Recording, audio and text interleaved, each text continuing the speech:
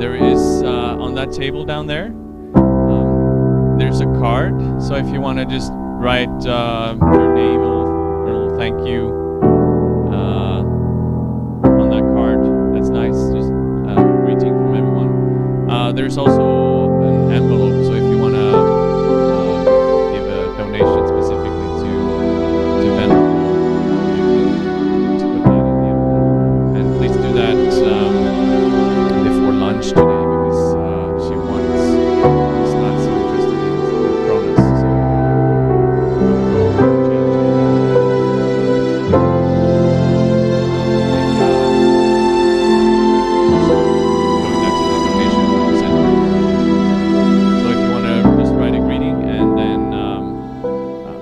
if you want to, yeah, I should say also that obviously the ticket price goes to mainly two things. One is keeping this place running. This is a non-profit organization, so there's like absolutely no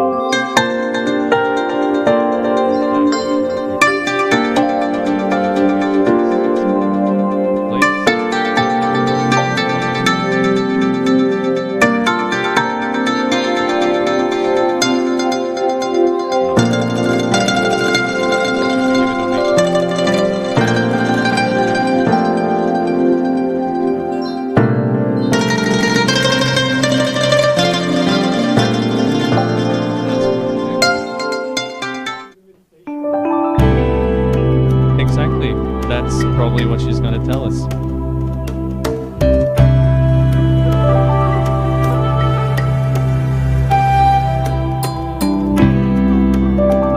Nothing stopping me from anything. No, I'm just kidding. Yeah. Okay, so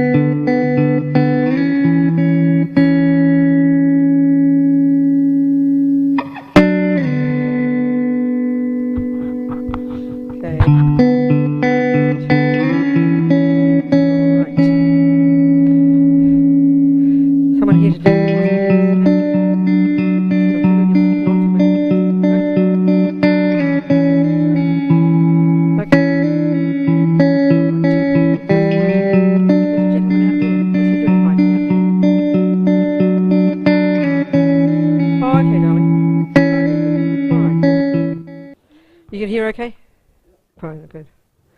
All right. So we're here together, maybe for a few hours. Then we're here because we want to listen to, and that includes me, Buddha's views about life and happiness and suffering.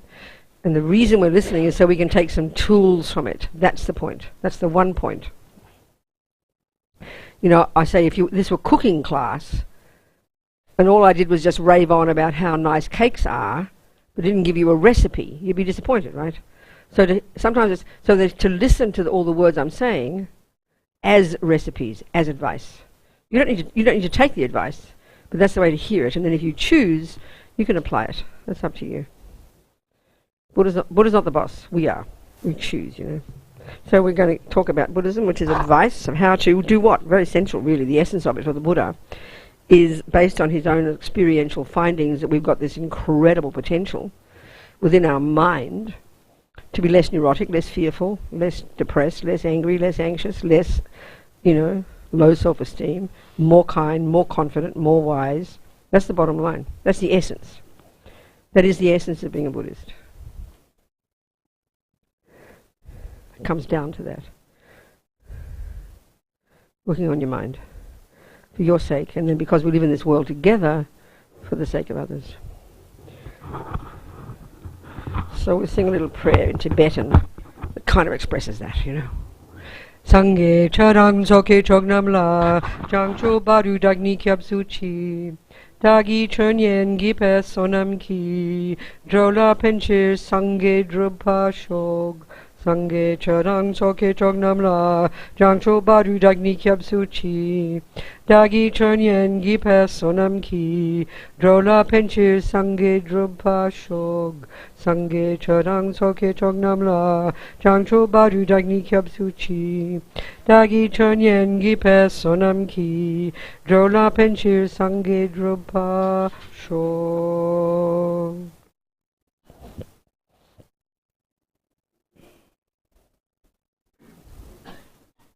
So we talked yesterday,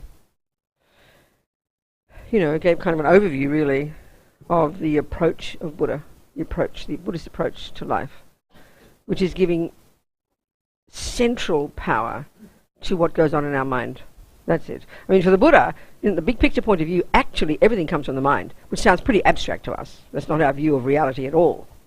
But from the big picture point of view, finally, the more we understand the Buddhist approach, mind is everything. Everything comes from the mind. That means, so it's a really vast view. But if we bring it down to right now, the practical application of all this, basically Buddha's saying there's two things going on. One, there's the stuff out there. And two, what's going on in here. So his expertise is to help us become more familiar with what's going on in here. And why would we want to, is the practical question.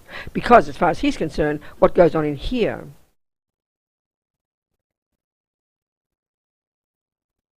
determines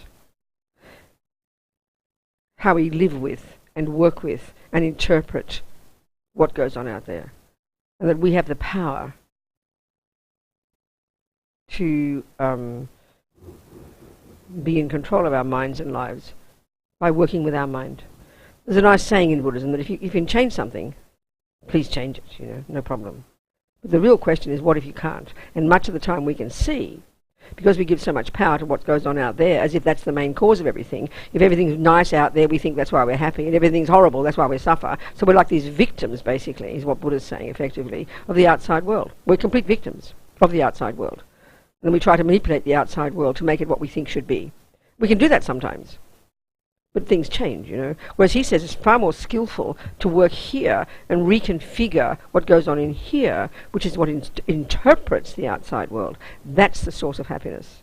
It's not a complicated concept, actually, but it's the hardest job we'll ever do, because we're convinced that that's what has to change out there, because that's where life is.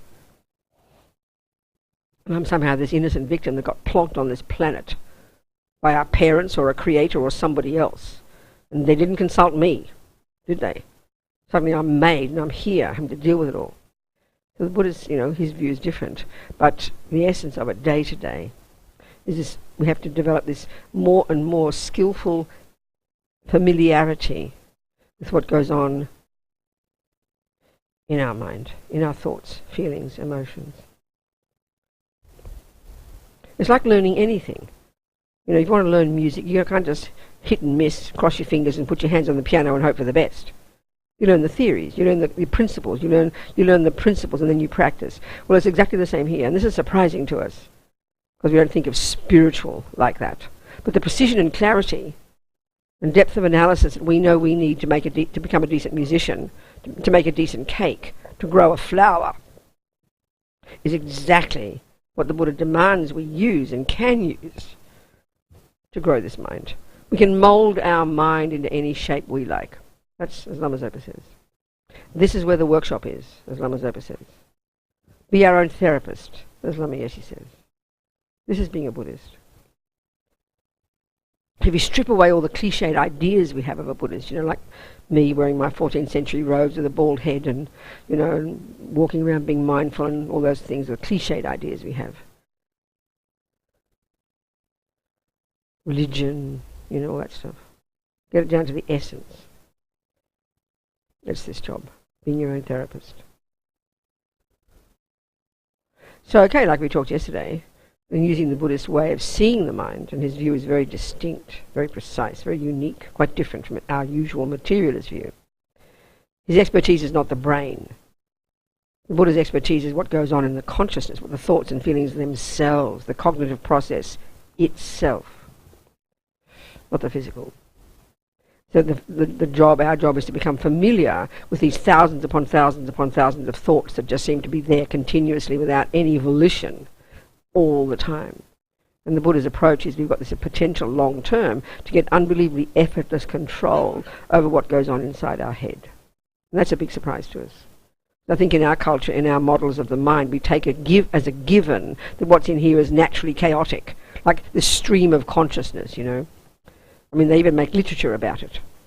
I always think of James Joyce, you know, like meant to be so clever. Just unedited chaos. We can work it, we can sort it out, he says. This is Buddha's view. It's surprising to us. So what are we trying to get? So what's the point? Well, the way Buddha, as we talked yesterday, the way Buddha divides the contents of our mind is into three categories. There are the neurotic, ridiculous, over-the-top, disturbed, distorted, embellishing voices of ego that are the source of our pain and the cause of why we harm others. And then there's the stuff that's valid and useful and beneficial and positive and constructive, compassion, love, kindness, generosity. You know. These are the stuff that we have to learn to distinguish between in this seeming mess in here, this chaos in here. And all Buddha's saying is there's a totally doable job. Absolutely, like all jobs, takes time and clarity and good theories and good techniques, you know. But so the stumbling block for this sounds easy enough, sounds marvellous, like you learn how to play the piano, you learn theories and you just do it. You learn how to play violin, you learn how to make a garden, you learn how to build a building. So here we're learning how to construct to reconfigure our mind, not the brain, but our conceptual stories. This is what Buddha's on about, you know. It's the hardest job we'll ever do for various reasons, not because in its nature it's difficult, but because of habits that are so utterly opposite to that. Because we're programmed completely to believe that the outside world is the thing we're supposed to change, because the outside world is why I'm happy and why I'm suffering. That's the deepest addiction we've got. It's like reversing the energy of a bomb to start looking in here and know we can change this. That's the first obstacle. And that's the deepest obstacle. This deep belief we have that when Martin's mean to me, that's why I'm suffering. The deepest belief we have that when Martin is kind to me, that he's the main cause of my happiness. That's why we try to manipulate the outside world to make it just the way we want it so I can be happy. This is our philosophy. The Buddha disagrees. He says we're not looking deep enough. We're not looking at the real thing. This is the essence of the Buddhist approach. Finally, in Buddha's view, very sophisticated concept, finally, he says, that out there, that we see as so absolute and so concrete, it is this, it is that, it is good, it is bad, it's so concrete for us. He says, finally, when we really understand this stuff, nothing has an intrinsic character of being this or that. That's a very weird concept. But understanding this properly is where the real changes can happen. We have the power to reinterpret, to redefine what goes on out there to our advantage. We're the beneficiary of this process. It's not some religious, moralistic thing. It's a practical thing. It's for one's own benefit. Because the Buddha says when we've changed our mind about how things are, that is the source of happiness, the source of contentment, fulfillment, confidence, and therefore kindness and compassion for others. This is essentially what he's saying.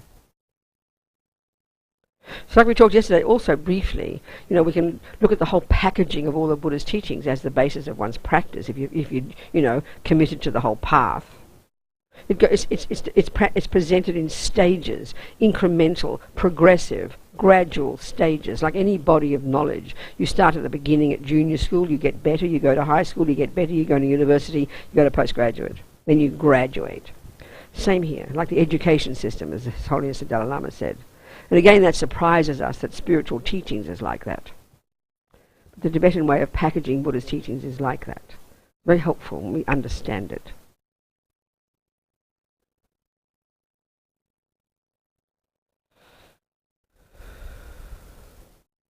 So the very first level of practice, entry-level junior school, the essence of it is not even about the mind yet. We also we have the mind, thoughts and feelings and emotions. But we also have body and we have speech. The Buddha's view is the mind's the main thing. So of course Buddha's view here is not that the mind is the brain, it's this cognitive process itself. It's a very subjective, personal, experiential way they use the mind word, the word mind. So becoming familiar with that, unpacking and unravelling, that is the essential job, but that's like high school. Junior school is not even talk about the mind yet. The Buddha says, given that we're, at the moment, if we're suffering and if we're miserable, we're driven from pillar to post by the neuroses in our mind. They're the first category. All the rubbish stuff, the voices of ego, the stuff that he says we can get rid of, they're not at the core of our being. And this is his major finding. That anger and fears and attachment and jealousy and low self-esteem and anxiety and stuff, they're not at the core of our being. It's quite a shocking concept. It's a pretty amazing concept if we can have confidence in it.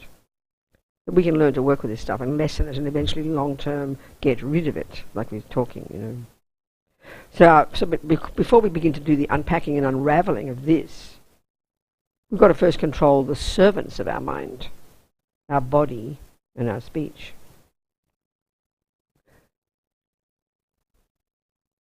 The entry-level junior school is control your body and speech. The first level is basically good ethics. Don't harm sentient beings. Don't kill. Don't jump on the wrong partner. Don't take the ungiven. Don't lie. Don't use abusive language. Don't talk bad things about people behind their backs and create disharmony. These are practical things, and it seems almost like boring, I mean, your grandmother tells you that. Oh, I want to meditate. I thought I could work on my mind. Yeah, first, you've got to start controlling the servants of your mind. If we're driven by so much anger that everything vomits out your mouth and your fists do the job of harming, then how can you look at your mind? It's impossibility. It's absolutely impossible. It's too advanced.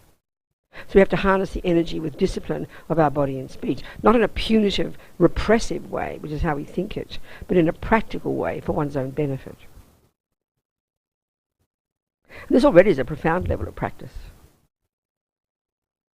Because the Buddha's view about the mind, like we said yesterday, is that every single thing we think and do and say, every single thing that goes on in here, nothing goes astray. Everything is stored in here as a memory, as a habit, as a tendency, it leaves an impression, leaves an imprint. We're programming ourselves every second. We're not aware of most of it. So we have to become aware of it and be conscious and be in charge of the process. So we have to become conscious. So first, even, if you think about it, if you say you have a tendency to be critical, to be annoyed about things, to get upset easily when things go wrong, how dare he does that, and how dare she do that, and that country over there, and these people there, and look at that ugly person. All the time we do this, always finding fault out there, all the time, criticising, finding fault. That's a mild level of anger. So you get annoyed, upset, frustrated. How dare they this? Blah, blah, blah. That's called anger. Now, if every single thing you think and do and say leaves an impression in your mind, you could be sitting in your house all day on your own. No one hears you shouting and yelling at the television. No one hears you, shouting and yelling at your iPad. No one hears you. You're not affecting anybody. But who do you think you're harming? By the end of the day, don't be surprised that you're anxious and worried and annoyed and more upset. But we don't think that. This is where we're so bizarre. We're so disconnected from what goes on in here. We actually believe that what goes on in here doesn't play any role in my life. We really believe that. We say, I'm allowed to think what I like as if it has no effect. This is really clear. It's so obvious, but we don't think it. We think I'm allowed to think what I like. It's my business. And what goes on in here doesn't matter as long as no one else sees it. It's very weird. That's very schizophrenic, The Buddhist point is every single tiny thing we think leaves an impression in the mind. It's producing us. It's moulding our mind into a certain shape. It's very obvious. So who do you think you're harming if you shout and yell at the television and the iPad? Who do you think you're harming? Yourself. It's kind of evident. It seems obvious, but it's a surprise to us. Because we treat our mind like some special, secret, private place that's my business. It is yours. But in that sense, we think it doesn't have any effect upon us. We don't think it has consequences. Well, there are consequences. You're producing an unhappy, miserable person. What do you think? But we don't think we're producing the miserable person. We think it's the mean people we're angry with that produce the miserable person. How dare these people on the television make me unhappy? We're so demented. So we have some sense, some semblance of self-respect. We're going to notice that every time I have angry thoughts and things, don't get guilty about it, just observe it, but you're hurting yourself. If we understood that, it'd be like eating poison or smoking too many cigarettes or smoking cigarettes at all, because you know you're causing cancer. You wouldn't do it out of self-respect. If you know that you're going to get diabetes, you eat too much sugar, you wouldn't dare do it. It doesn't matter who sees you. That's the point. Buddha has that view. It's a practical one. It doesn't matter whether your doctor sees you smoke. And because we have a moralistic view about what goes on in here, we think it doesn't, if people don't see me do it, then it doesn't matter. It's very weird, that view. It's very weird, but that's how we think. I remember one time, years ago, reading in my New York Times a story about some woman in Brooklyn who got into her husband's computer and discovered he was part of a cannibal site. And they were planning to kill and eat her. Do you hear me? Do you hear me? She got very shocked. And she called the FBI, not just the police, she called the FBI, And so the court case, this is the point I'm getting at. His lawyers, lawyers are meant to be intelligent people, right? His lawyers, their position was, they're allowed to think this. That doesn't mean they're going to do it. So that means we believe that what goes on in here doesn't impact upon what you do with your body and speech. But the point is, your body and speech are like dumb animals. They have no power on their own. The hand doesn't leap out and kill someone while you're having a loving thought. Do you understand my point? It's just not reasonable. Our hand now goes out and does things because we're not aware of what's happening. And then when we begin to be aware, we notice it's the habit to steal. So before we know it, we've taken something. Oh, what happened, because we're not aware. But to think that your hand will go out on its own, like it's got its own brain, and kill while you're thinking, oh, I love that person. I don't think so. So the Buddhist whole approach is what goes on in the mind is the main thing, and that then causes the body and speech to do what we do. And 99% of it we're not aware of because we're programmed. It's kind of obvious. So that means if we had any self-respect, which is the Buddhist approach, because we're not created by somebody else, we're in charge. It's not judgment and reward and punishment. It's self-respect. Who would, okay, habits are hard. Habits are old. Don't get guilty because you have old habits. We've all got old habits. So becoming aware of them, controlling first the servants of those habits, your body and speech, already can help you calm down, already can help us get some stability. So watching our body and speech like a hawk for one's own benefit is a powerful practice in itself. I always use my sisters and my family as an example, and I'm not trying to make us all saints or anything. But there are 7 siblings in our family. We had a chaotic family like many people, mummy and daddy and things and dramas and, human life. We were poor. I had so many babies so quickly we didn't have enough beds, right? So we had to share beds, rotate, and it was just intense. It was like lots of energy. And all my sisters, I got 5 sisters and a brother, 6 sisters and a brother. He came last. People often don't realise I have a brother because I don't seem to mention him. But I got a brother at the end. He came, After 7 sisters, actually. My mother had 8 babies in 9 years. She had her first baby when she was 34, I think, 33 or something, 34. Anyway, it was intense. So when you're among all your siblings, you know, the first thing, you use your fists and your mouth quite a lot. Kind of intense trying to fight for space, aren't you? You know, you're out, and we've got no control as little children. So it was kind of quite intense, but loving each other. So when we grew up and left home and did this and did that, we come back at Christmas. Of course you fight. Because you go blah blah, you know. So I'd say that we're all old now. Definitely all old. We're in the old category. Not even middle age. Old. All of us, the 7 of us, all in the old category. Yeah. So anyway, there's somehow this, I think it's unspoken agreement this last, I don't know how many years, quite a few years. Unspoken agreement between us that we do not speak to each other when we're together about things we disagree with. I mean, we're all very different people with very different views, philosophies, blah, blah, blah. And we do not say bad things about each other behind backs.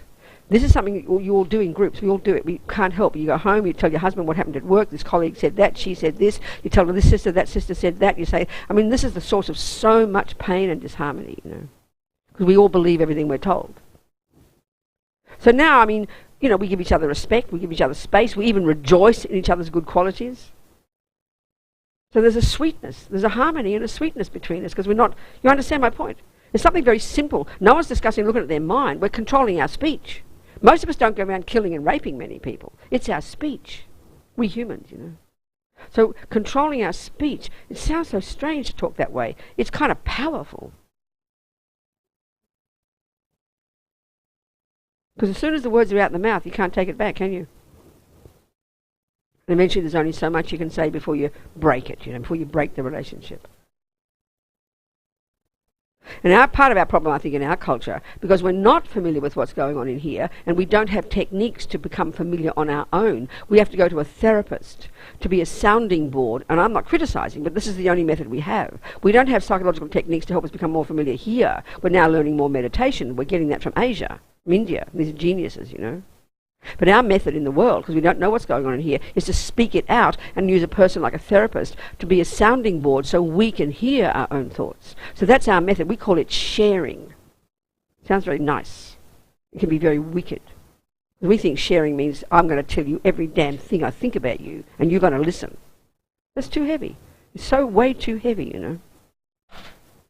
And why we demand that other people hear what we think is because we can't hear it ourselves. This seems very cliched, but it's profound. If I can't hear myself and know what's going on in my mind and own what's in my own mind with confidence, then of course I'm going to be demanding that everybody else hear me and approve of me. This is how we are, you know. There's a nice analogy in Buddhism that a bird needs 2 wings, wisdom and compassion. And all the Buddhist teachings and practices from A to Z fit into that analogy. So the wisdom wing is what we're talking here. How we talked yesterday. We touched yesterday briefly, and maybe I will more here, into the compassion component, how you develop qualities to help to get closer to others. But these first stages of practice are really all for one's own sake. Do not underestimate that. Knowing your own mind intimately, understanding yourself, understanding what suffering is, understanding its causes, the way Buddhism talks, which means knowing yourself intimately. That's the wisdom wing. So from this perspective, whatever you say and do, from this perspective of level of practice, whatever you say and do has to be to help you get clear about where you're at. It's for your benefit. It's for your benefit. So let's just think this way. If I'm going to speak from the wisdom wing point of view, the beneficiary will be me. So therefore I need to know who the person I speak to has to be a person who wants to hear what I have to say. We don't think that. We just vomit out what we think whoever's there, you know. No interest if they want to hear. Because we compulsively want to talk because we can't hear ourselves. So here, from the wisdom wing perspective, for my own benefit, if I want to work something out, deal with what's happening, and then I need to have a person who can help me, like your therapist, like your best friend, so you can trust. Let's say I talk to Martin. You know, I need to talk to Martin. Can you please help me sort this problem out, Martin? So he has to just listen there and be there. That's the wisdom wing reason to speak. It's for my own benefit, to get me clear. Now think about this. The other reason to speak is the compassion wing. And that is for the sake of whoever's in front of you. This is quite profound. So there's a person you meet, hello, how are you, Mary? And you start pouring out your problems because you don't know how to hear them yourself, and suddenly someone says, how are you? And it all pours for the next 20 minutes. She hardly even knows you. You see that? I mean, it's astonishing because we don't know how to process what's in here. That's the wisdom wing reason. So I've got to know that Martin is prepared to listen to me and help me sort out what I'm thinking. That's for my benefit. The other reason to talk is, let's say, is for the other person's sake. That's the compassion wing. The compassion wing is the bodhisattva path, which is amazing, which is that you're now, the beneficiary for the first level of practice is you. The beneficiary for the second level of practice is still you, but the emphasis is on others, how to break down the barriers between self and other. So from the compassion wing point of view, like I always quote this, Grace Kelly, an amazing woman, Grace Kelly, that actress, you know. She said, of course I have to look beautiful. People have to look at me. That's profound. That is really profound. But if we're so caught up in our own misery and self-centeredness, we think I can do what I like, I can walk around naked, I can walk around ugly and smell and stink, it's my business. It is. But you know, you're among other people. Have some respect. For your own self in your own house, do what you like. That's your own self. You know, and to be renounced and not care how you look, that's also great. But to have respect for others, then the words that come out your mouth should be for their sake. This is profound. So that means, you know, like, let's say Martin's left me and I'm devastated. But I'm working on my mind. And I haven't seen you for 10 years. Hi, Robina, I'm so happy to see you. How are you, darling? I won't suddenly vomit out all my feelings and thoughts, because that's my private business. But I want to be helpful to you. I'll say, how are you? I'm really well. How are you? And if you want to start telling me your problems, I will listen to you, because I'm there for your benefit. So you've got to know which one you have to do. Are you with me, people? We've got to be very precise, you know. We just think, I have a right to say what I like. I have a right to think what I like. We don't care if people want to hear. Because we're so compulsive to say it, because we don't even hear it, so we have to vomit it out our mouth. And because no one listens to us, and therefore we don't listen to ourselves, there's just chaos and confusion and self-pity, you know. I remember on a plane one time, and this is really common, there's one guy in the seat in front, and the person next to him. I think she just asked, how are you? And the next 2 hours, he was like pouring out every atom of his life. Uncontrollably.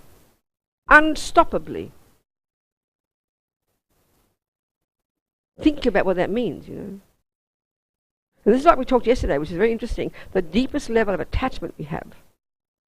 Attachment is this disease we have, this mental illness we have, that Buddha says. There is this bottomless pit of neediness, this bottomless pit of dissatisfaction, this hunger to be seen and loved by others and to get objects that will make us happy. It's this constant unhappy sense of a hopeless nothing me that's hungry for something out there to make me feel full, to make me even a real person. And the deepest level of this neediness, this emotional neediness, this attachment, Buddha calls it, is the wish that others approve of us, see us as a nice person. So it's like attachment is a symptom of a person who's completely disconnected, completely empty, who's nothing and nobody. I'm nothing until someone sees me be something. So we're craving to be seen and heard, not just in the healthy way of having good, healthy relationships, love and compassion. That's wonderful. But we have this deep unhappiness in here that's like an emptiness, like I'm nothing, dissatisfaction. So we just assume it's the job of everybody else to enforce me, to empower me, to make me feel like I'm a good person. This is the suffering we have, you know. The deepest attachment we have is that one, more than sex, drugs and rock and roll. To be heard by others. When we look at the pain we have, you're not hearing me, we'll say. I mean, I know what, with my mother, for example, I remember one particular time, screaming, I was out of control, screaming. You're not hearing me. It might be true. But my job is to hear myself. And it's so cliche to say this, but this is the point. And this is what Buddha's expertise is, surprisingly to us. The more you become familiar with your own thoughts and feelings, the more you become empowered to own what's in there. So you don't need other people to hear you. And it's a bonus if they do. It's not their business. It's not their job. It's not other people's job to hear me and make me feel better. Yeah, you pay your therapist to do that, or your best friend, and they'll help you. That's the wisdom wing. But compassion wing, when you're more together in here and more equal and more stable, that's for the sake, you're there for the sake of others. This is really huge, you know. Bodhisattvas have perfected that. They exist only for others. They've done the work inside. They have become this marvellous being. They don't need any longer to be affirmed by others. They are who they are. Because Buddha says everything we are is already here. It's our job to fix it. Our job to, as Lama Zopa says, we can mould our mind into any shape we like. Then you exist for others. Based on wisdom. Compassion is not enough. You've got to have wisdom. And wisdom comes from working on yourself. Sorting out your own mess. Affirming yourself. Becoming confident, content, fulfilled, self-confident. We mightn't read Buddhism like this. This is Buddhism, though, just in our words, you know.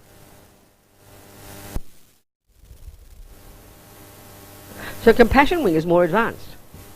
Surprising to us because we think spiritual paths are all about compassion. Yeah, they are. But you've got to do the wisdom wing first. Put yourself together. Know your own mind. Know your own suffering. Be sick of suffering. Want to give it up. Have confidence. Have courage. Be, contained, stable, fulfilled. That's what comes from working on yourself. Then you're qualified to help others. Because not only, so basically another way to put it, the way we are now with all the voices of ego, they are what cut us off from even ourselves and from others. So through seeing everyone through the lenses of the delusions is very self-centered, and that's how we all are. Like we said yesterday, the very first practice in the compassion wing, in the series of little techniques that have been cultivated over the centuries, that culminate in this amazing characteristic called bodhicitta, the Sanskrit word, where you've made this profound paradigm shift, where now others are the most important thing for you.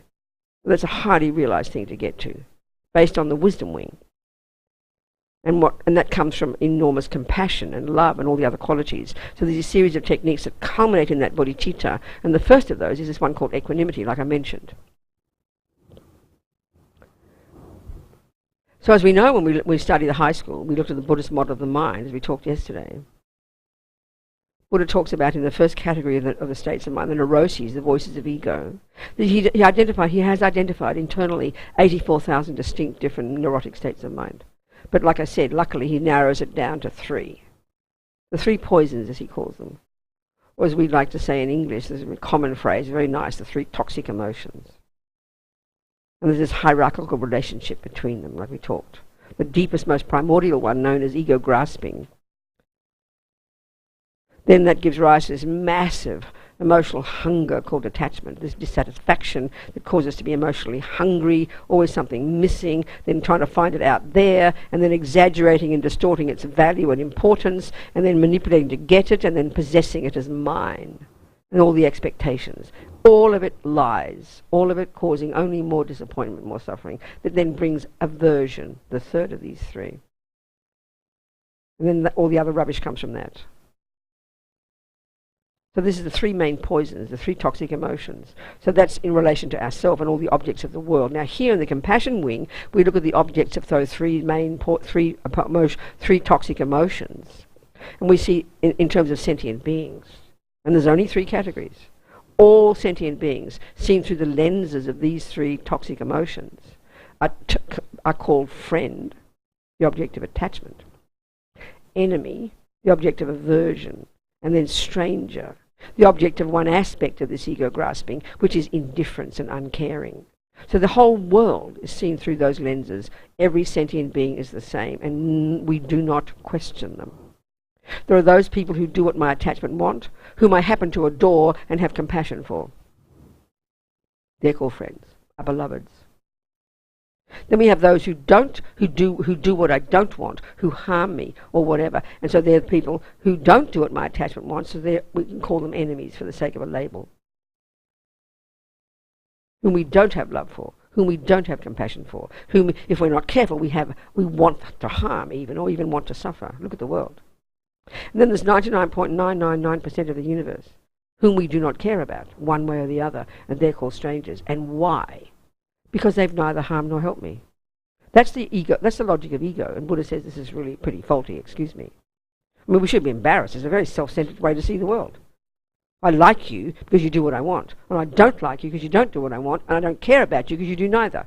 That's it. That's the reality. And we don't question that. It's normal. And the world is like that. So in the compassion, when you keep working on your mind, but in the first stages of practice, you're playing safe. You're being cautious and disciplined.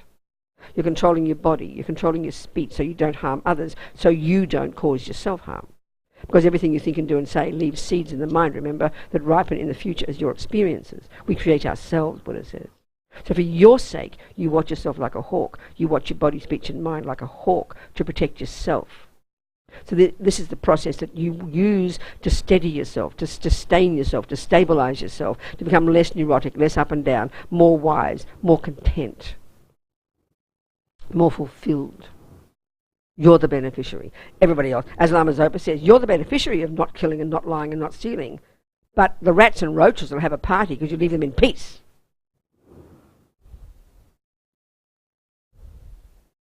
Now the compassion, when you keep working on your mind, that never stops all the way to enlightenment. But now the reference point is others. The reference point is sentient beings.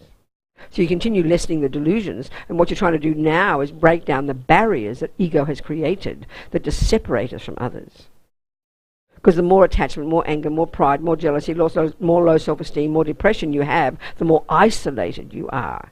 And you can't see anybody except through the lenses of whether or not they fulfill your needs. This is fact.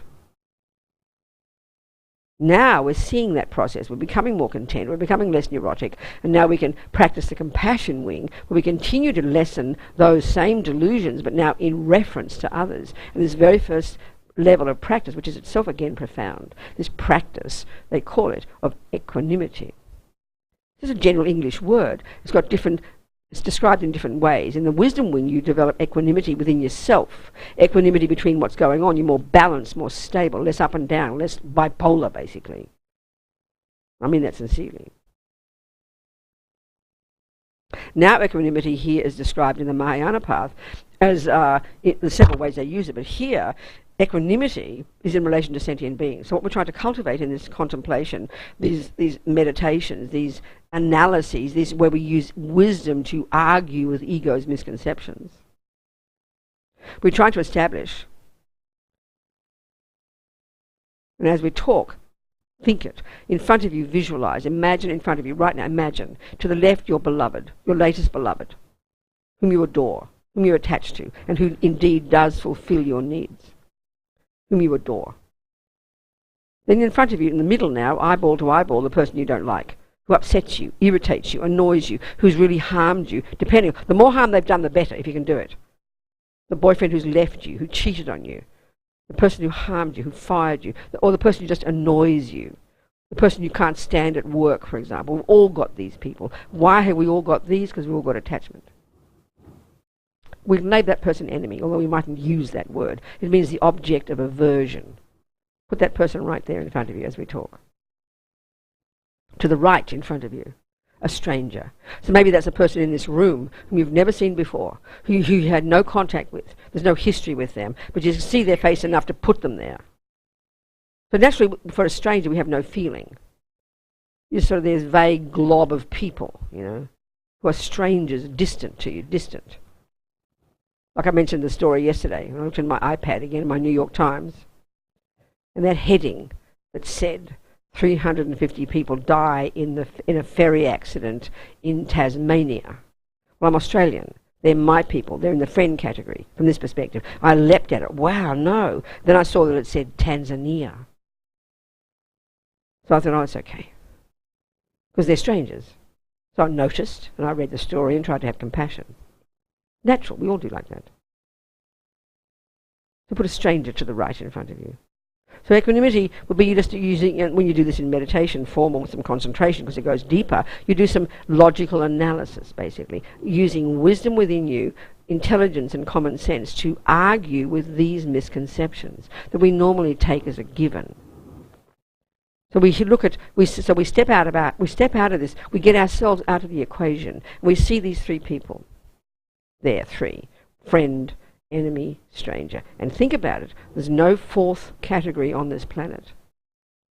There are those we're attached to, those we have aversion for, and the rest we don't care. There's no other option left, because it's these three poisons, these three toxic emotions that drive all of us, according to Buddha's analysis. So let's just say, oh, he's gone, Martin's gone. Let's just say, use Martin as the example. This is one type of argument you could use. There's many, and we'll go through different ones just to prove the point, you know. So let's just say, I've never met Martin before. What's your name? Barbara. So say he's Barbara's friend, and she's my friend, and she's telling me about this poor Martin, and he gets these terrible migraines, let's say. I've never met the guy. And I try to be sympathetic. Oh, the poor fellow, does he really? Pass the sugar, please. You understand? He's a stranger. Never met him. You try to be compassionate. But you don't know him, he hasn't affected you, he hasn't harmed you, he hasn't helped you. He's distant. That's a stranger. And no one criticises you for not having compassion, because he's a stranger. No one questions. No one says how mean you are, you don't have compassion for this poor fellow. No one expects you to rush down there and give him medicine, give him your money. No, that's unusual. You try to be polite, try to be compassionate, but it doesn't last long. So now let's say I meet him. Let's say I meet Martin, and suddenly he now changes from the stranger category and he becomes into the friend category. Suddenly I fall in love with Martin and I move in with Martin. Do you understand? Now, look how compassionate I am. Look, I mean, oh wow, Robina's so kind, she's so compassionate, she spends all her money, she looks after him, she stays up all night, she's so kind to Martin. Now let's say he throws me out. Now he moves from the friend category to the enemy category. So the first, I couldn't care less about his headaches. Second, I nearly die with love and compassion for his headaches. Third, I hope he suffers from his headaches. So that's the normal behaviour, isn't it? That's normal behaviour. So the point is, we're trying to look logically at how these three labels are completely imposed, made up by my needs. It's really quite embarrassing. We should be embarrassed that we see the entire world through the lenses of whether or not they fulfill my needs. So I don't care about those who don't. I adore those who do, and I wish the others would suffer, the ones who go against my needs. But we don't question this. All Buddha's doing is getting us to question these assumptions. It's kind of embarrassing. It's shocking. It's hard because it's so spontaneous. So the point is this. If you ask Martin, when he's at my stranger, tell us about your headaches, he will tell you how unbearable they are. When he becomes my friend, you ask him about his headaches, he will repeat exactly what he said before. You ask him when he's my enemy, he will say exactly the same thing. So that's one way to simply logically prove that this is what equanimity is now, that enemy, friend, enemy and stranger, this is what, when you've got equanimity, you recognize this, that friend, enemy, stranger, from their point of view, are identical to each other from one point of view. They each wish to be happy, and they each wish not to suffer. So the fact is, and again, the other point is this. Let's put yourself in the position of being a friend, enemy, stranger for three different people. Think of it now, just reverse it. Reverse it. And you're the one person. You're the one person. So look at in your life now. Think of your friend, and see how they're looking at you. They adore you. Some people maybe even adore us for a while. We know that. We're just gorgeous for them. Look at how they look at you with loving eyes. They're labelling you as a friend, aren't they? Now look at the person who can't stand you, who has indeed been mean to you. Look at them. They're looking at you with daggers. So what they see is enemy, ugly Robina. Then look at the stranger, vaguely looking at you because you're so boring they can't even concentrate. because you neither harm nor help them. Now look at this point. This is so obvious. This is another way of putting it. Look at yourself, one person. You don't suddenly act like a friend. You don't suddenly feel, oh, I'm a friend. I'm an enemy. I'm a stranger. No, you don't think that. That's what people put on you. You just feel like you, and your headaches are the same, whoever's looking at you. Well, that's it. Proof. Enemy, friend, stranger are the same as each other. They each don't want headaches, and they each want to be free of headaches. It's logic, but we don't like it. Because then one of the things is so let's just say Martin's left me. He's now my enemy and I'm broken-hearted, and this is understandable. We are all like this. And then someone says, well, Robina, he wants to be happy. The first thing I'll say is, what are you talking about? He doesn't deserve to be happy, we will say. Because that's our view of every person. They better bloody well deserve it. Excuse me, They'd better deserve happiness, we'll say. So it's very heavy, My friend deserves it. Why? Not because and this is the point, they might have left their past girlfriend. Martin might have cheated and been mean to his past girlfriend. I don't care, because he's kind to me. So he deserves my love. I mean, it's very heavy if you think about it. But we don't question these assumptions. It's very self-centered, in other words. So just getting equanimity, having some stability that recognizes, get yourself out of it and see these three people and really begin to have some confidence, even intellectual confidence, that it's true. But from their point of view, they feel just the same as each other. See, the point is about this. It doesn't mean that your friend really is a saint. And it doesn't mean the enemy has to be a monster. No. That's not the point. Or even if they are, that's still not the point. They might be that person. And normally in the world, when we look at this as the compassion wing approach again, when we look at the world, we see friends, enemies, and strangers. The whole world is divided into those three categories. Our people, the ugly ones, and the ones we don't care. So we all the time base how we feel about them on whether or not, as I'm saying, they satisfy my needs. Naturally. We even label them that in terms of my needs. So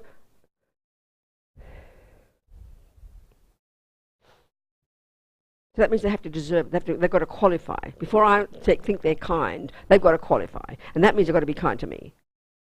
So I don't care if Martin left his girlfriend for me. I don't really care if he cheated on her, because I'd always find a way to forgive him for that, because he's now loving me, you see. So we're so wicked in a way. We're so changeable. We're so manipulative. We're not seeing truth at all. It's very fascinating. So why do we want to get this equanimity? It's got a purpose as a basis teaching in this series of techniques that culminate in getting bodhicitta in the compassion wing practices.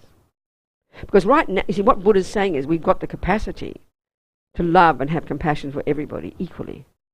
On the face of it, that sounds shocking.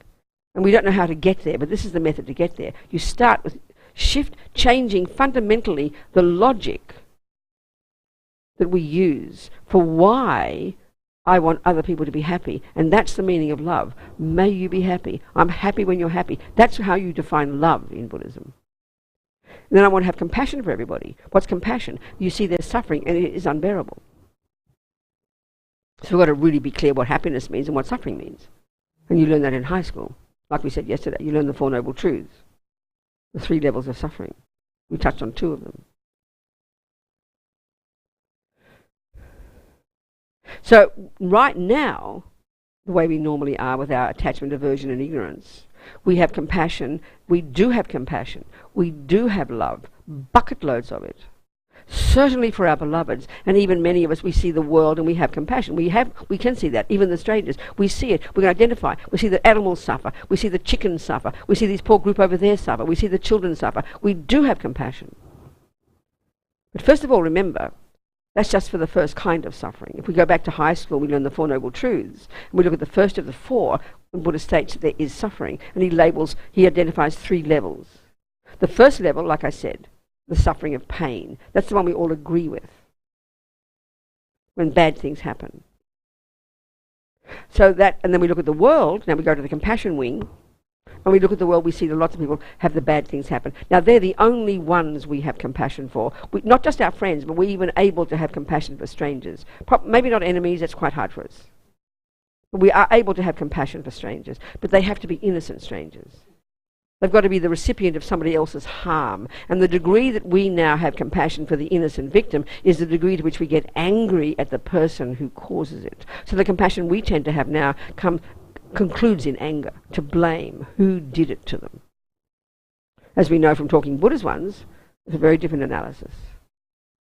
Buddha talks about karma, for example. So never mind that for the moment. But here, let's say, At the moment now, we do have compassion, but just for a few people.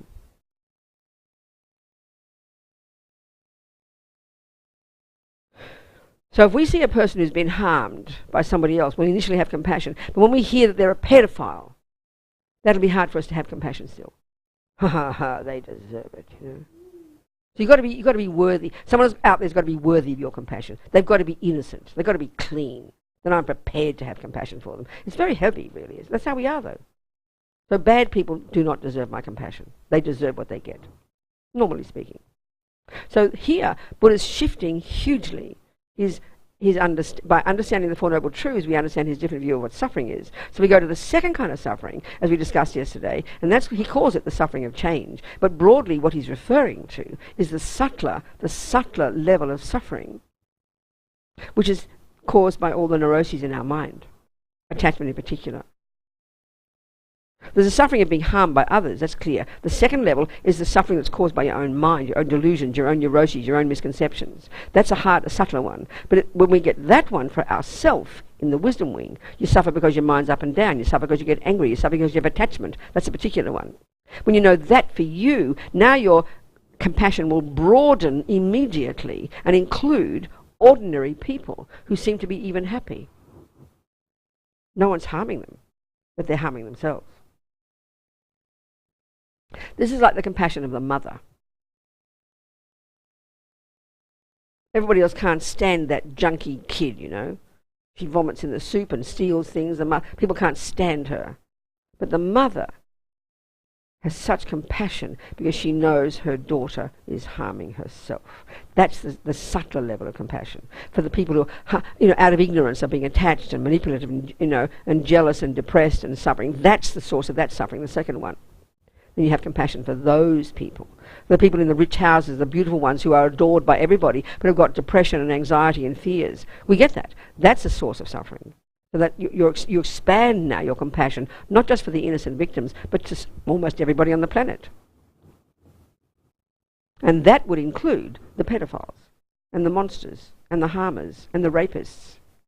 But this will not come naturally until we understand our own mind deeply in the wisdom wing. When we understand, this is the Buddhist approach, deep familiarity with the delusions, with my own depression, own anxiety, own attachment, own fears, then we're all the same, Buddha says. We're all variations of the same states of mind. So from the wisdom wing point of view, I try to practice this. When I look at the world from the wisdom wing point of view, as I look at Mr. Trump, when I'm in America, I read the news and all the things you hear about Mr. Trump. Let's just say, Mr. Trump, And it's proved that he seems to lie a lot. He jumps on girls and grabs them by the you-know-what. Whatever, these things we hear about Mr. Trump. So if you use Buddhist logic, Buddhist psychology, you could argue, I'm not saying who the man really is, but just looking on the evidence of it, possibly, you could say he lies. He maybe steals, he doesn't pay his taxes, and he, rips people off over the years, apparently. Just say it like that. He's angry. He criticises people. He's definitely arrogant. He's jealous. So if the wisdom wing point of view, instead of the normal one we have is, how dare Mr. Trump do that? Look at that evil man. Wow, wow, wow. Criticise, criticise, criticise, which is what we normally do. But if you're working on your mind and you look at the world, there's no discussion of compassion yet. You're learning about yourself. So I will say to myself,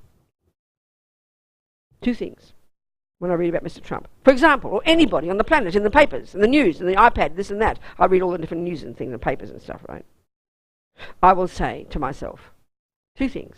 One is, I recognise that. In other words, there's not a single thing in Mr. Trump that I don't see in myself. I recognise jealousy.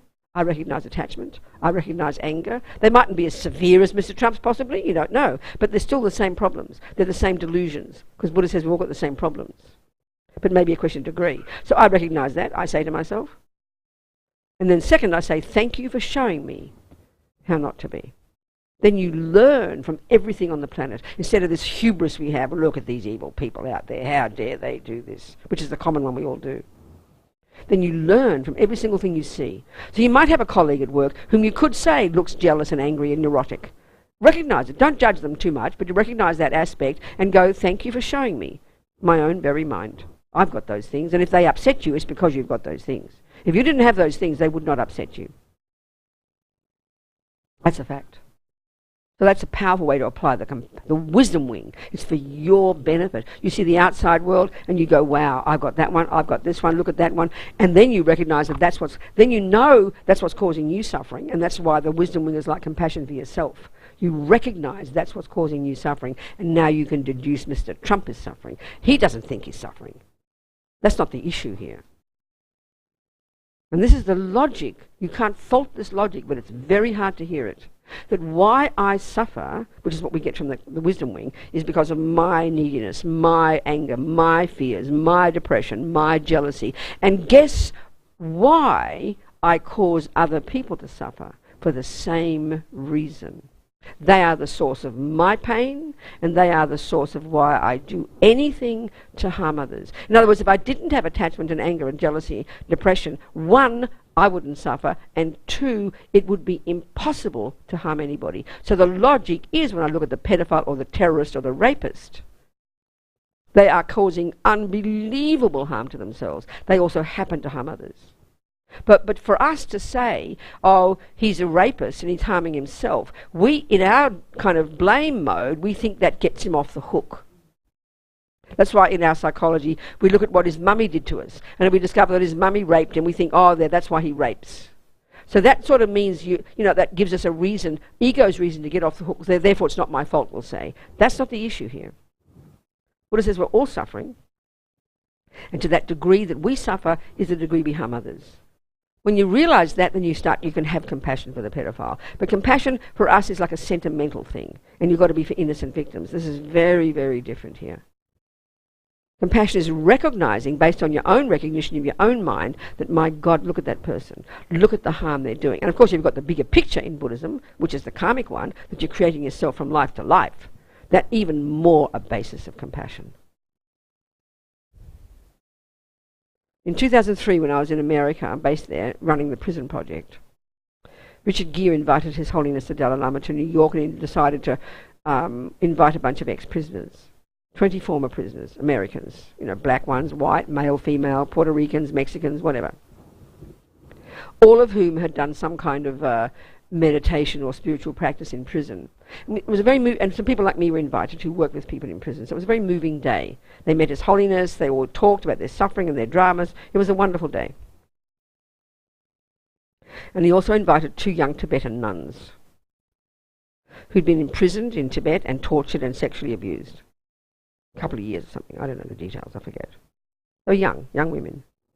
So they, being Buddhist, every word we're saying in this room is that's their worldview. This is their worldview. They've been brought up with this since they were tiny, just like we're brought up with the view of the brain, materialism, and all the business, our psychology. This is the default mode for them. The view of karma especially is massive for them. Not just some vague belief, but a really clear body of knowledge that describes the universe, which is what it is, coming from India from thousands of years. Established by these amazing yogis, observed by the Buddha as true, as real, as a natural law, that we create ourselves from moment by moment and from life to life. We touched a bit on it yesterday. That's their worldview. That's their default mode. So within this, they were being tortured and, sexually abused for a couple of years. So they were telling the story, and they were very quiet. And there were tears. They were sad. But I think what was very evident to the Americans, to the other group, to us listening, that they weren't angry. This is a very interesting topic. Now, we don't trust that. We think if you've been harmed and you're not angry, there's really something wrong with you. You understand? Like we talked yesterday, when you listen to the words that anger says, listen to the conceptual story that's beneath the feeling of anger. This is exactly how we talked yesterday, which we absolutely have to learn to do. Because the feeling level is just the body. We've got to put words to that, and that's beneath it, the conceptual story. So what is anger saying? It's very obvious. Listen to the philosophy of anger. It's really obvious. How dare you do that to me? I don't deserve it. Analyse that. It's a very powerful statement. That's what anger's saying. And the more you harm me, the more shocking my anger will be. And that's what we call normal, because that's our view in the world. That's our view in the materialist world. That's our view. No one consulted us when they made us. God decides to make us. Mummy decides to make us. For Buddha, that's a weird idea. Like I said, it sounds strange. He doesn't say it like that. But that's not his view. His view is our consciousness comes from before, programmed with our past habits, and we come into this life, and all the happiness that occurs to us, and all the suffering that occurs to us, is from our past actions. We're the creators of ourselves. So these young nuns know that. That's their view. That's their view. That's their given. That's their default mode. So obviously, if they have the view of karma, they don't have the question, why is this happening to me? Which is how we suffer. The main way I think we suffer on our planet in the materialist having the materialist philosophical view is, why is this happening to me? It's a really good question. We don't have an answer. It's interesting, isn't it? We don't have an answer. Not the philosophical view of the materialism. There's no answer. Because your mother made you. You started in your mother's womb. And you've never met that mean person who stole your stuff. You've never met her, and she steals from you. So it's absolutely correct to say, how dare she do this? I don't deserve it, because I've done nothing to harm her. And it's logic. That is logic, if you posit the view that you started in your mother's womb. It's logic. That's why we get angry. Anger is a philosophical view based on the view that you're an innocent victim who didn't ask to get born. That's why we all have it. Can you hear my point?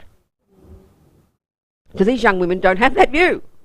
In other words, they don't have the thoughts. Why is this happening to me? Because they have an answer. It's called karma.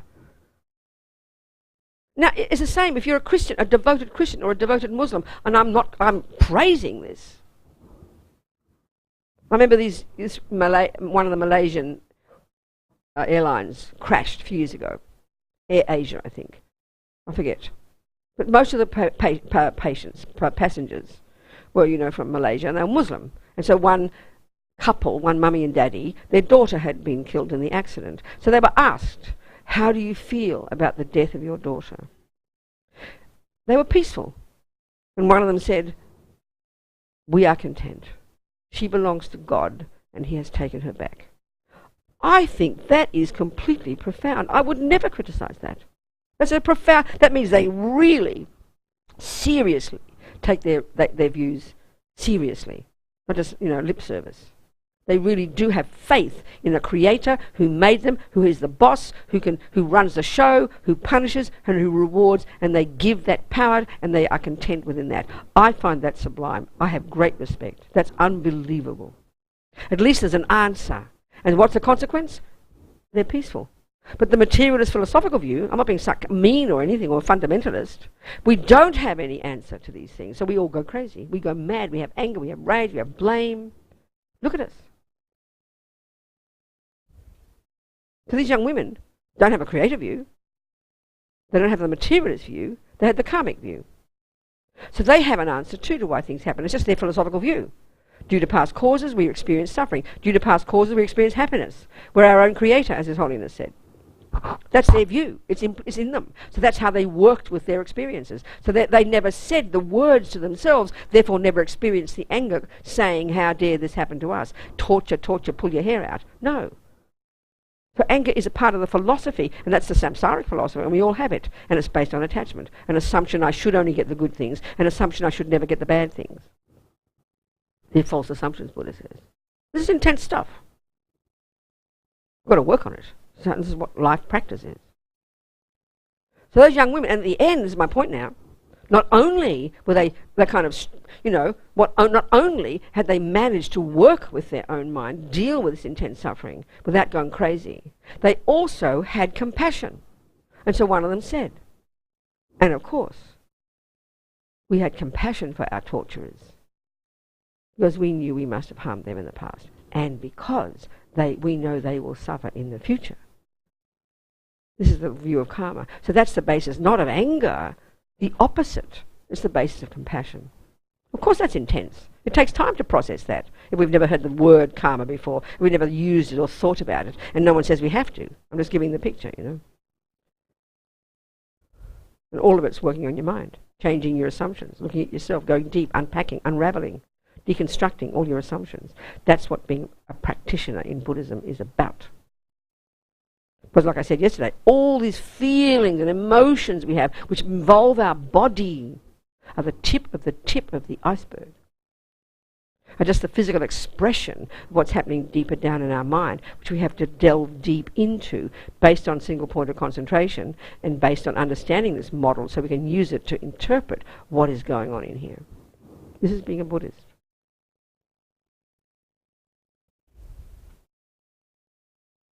But you cannot have that level of compassion.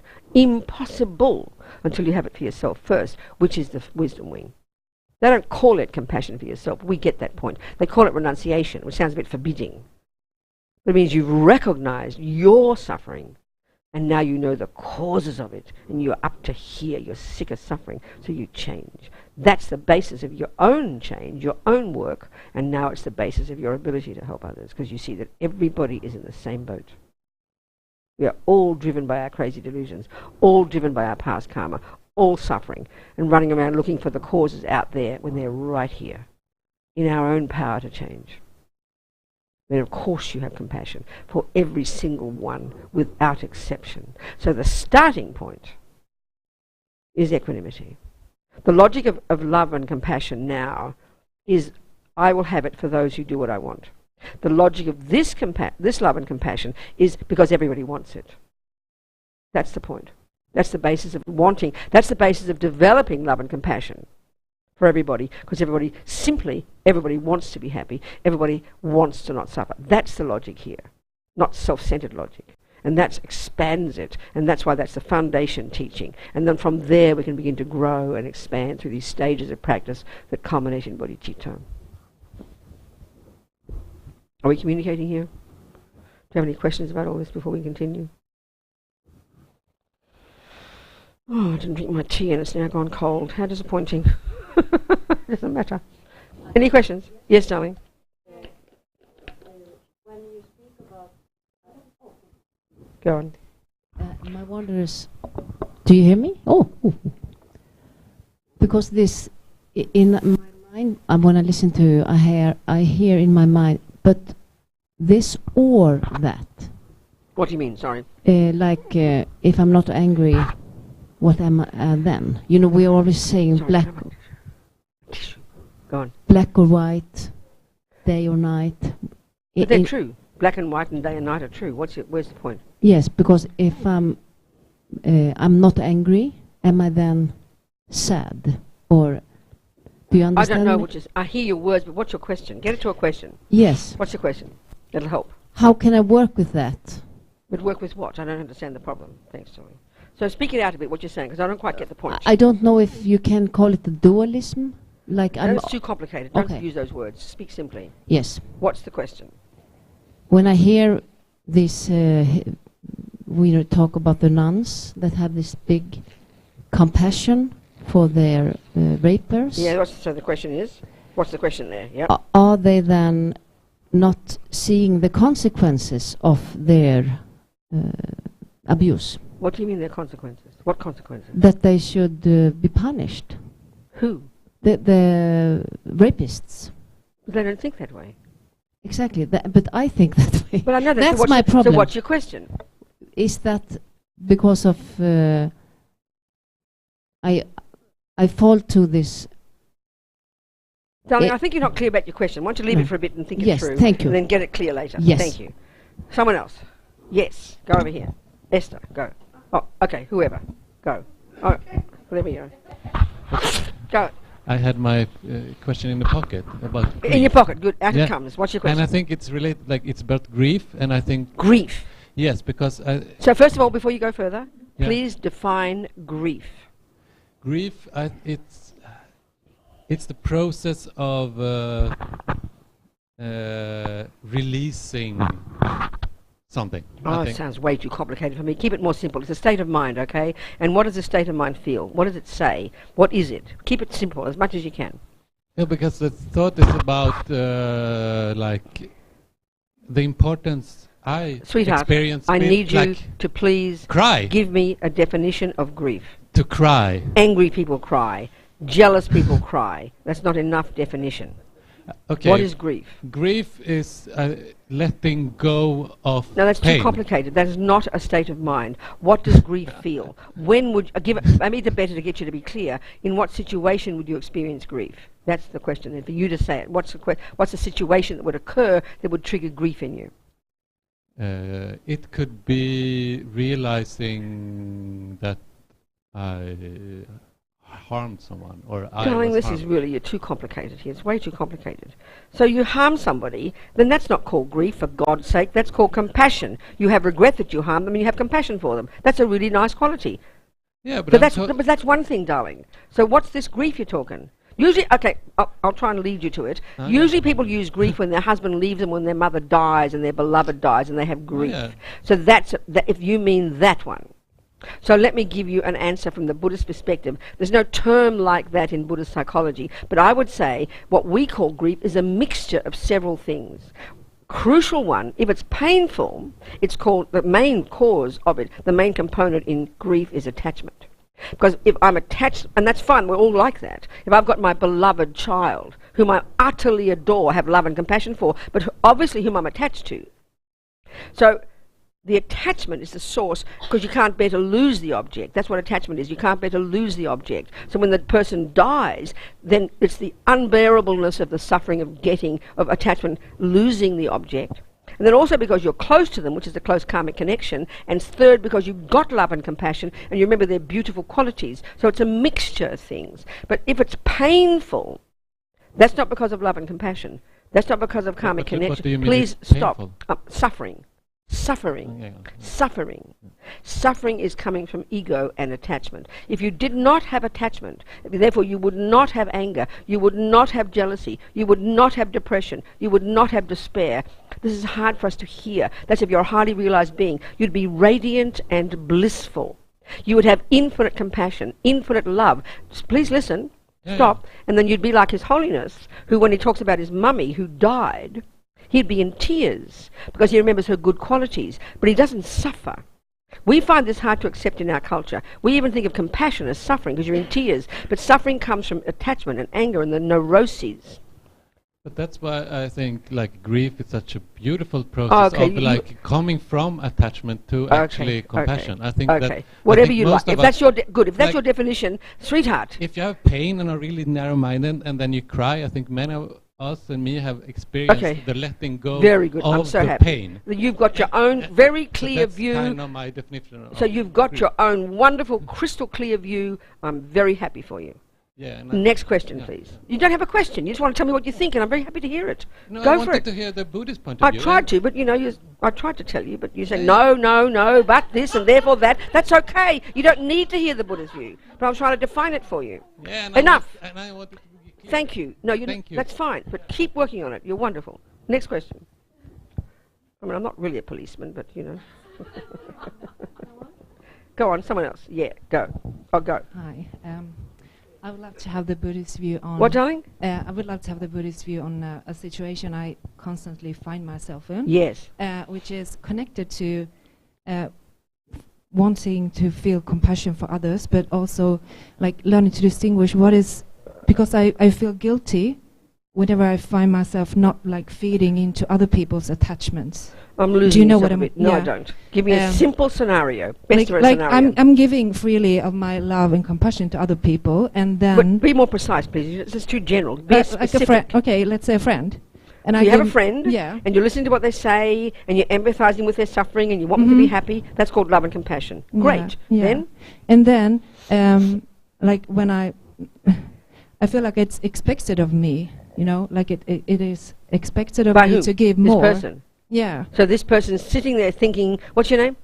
Tanya. Tanya. Tanya should be giving more compassion, more love. No, but I want more of what she's giving me. What? And like I want more of what she's giving me. Like they want more of what I'm giving. Who said? Why do you think that?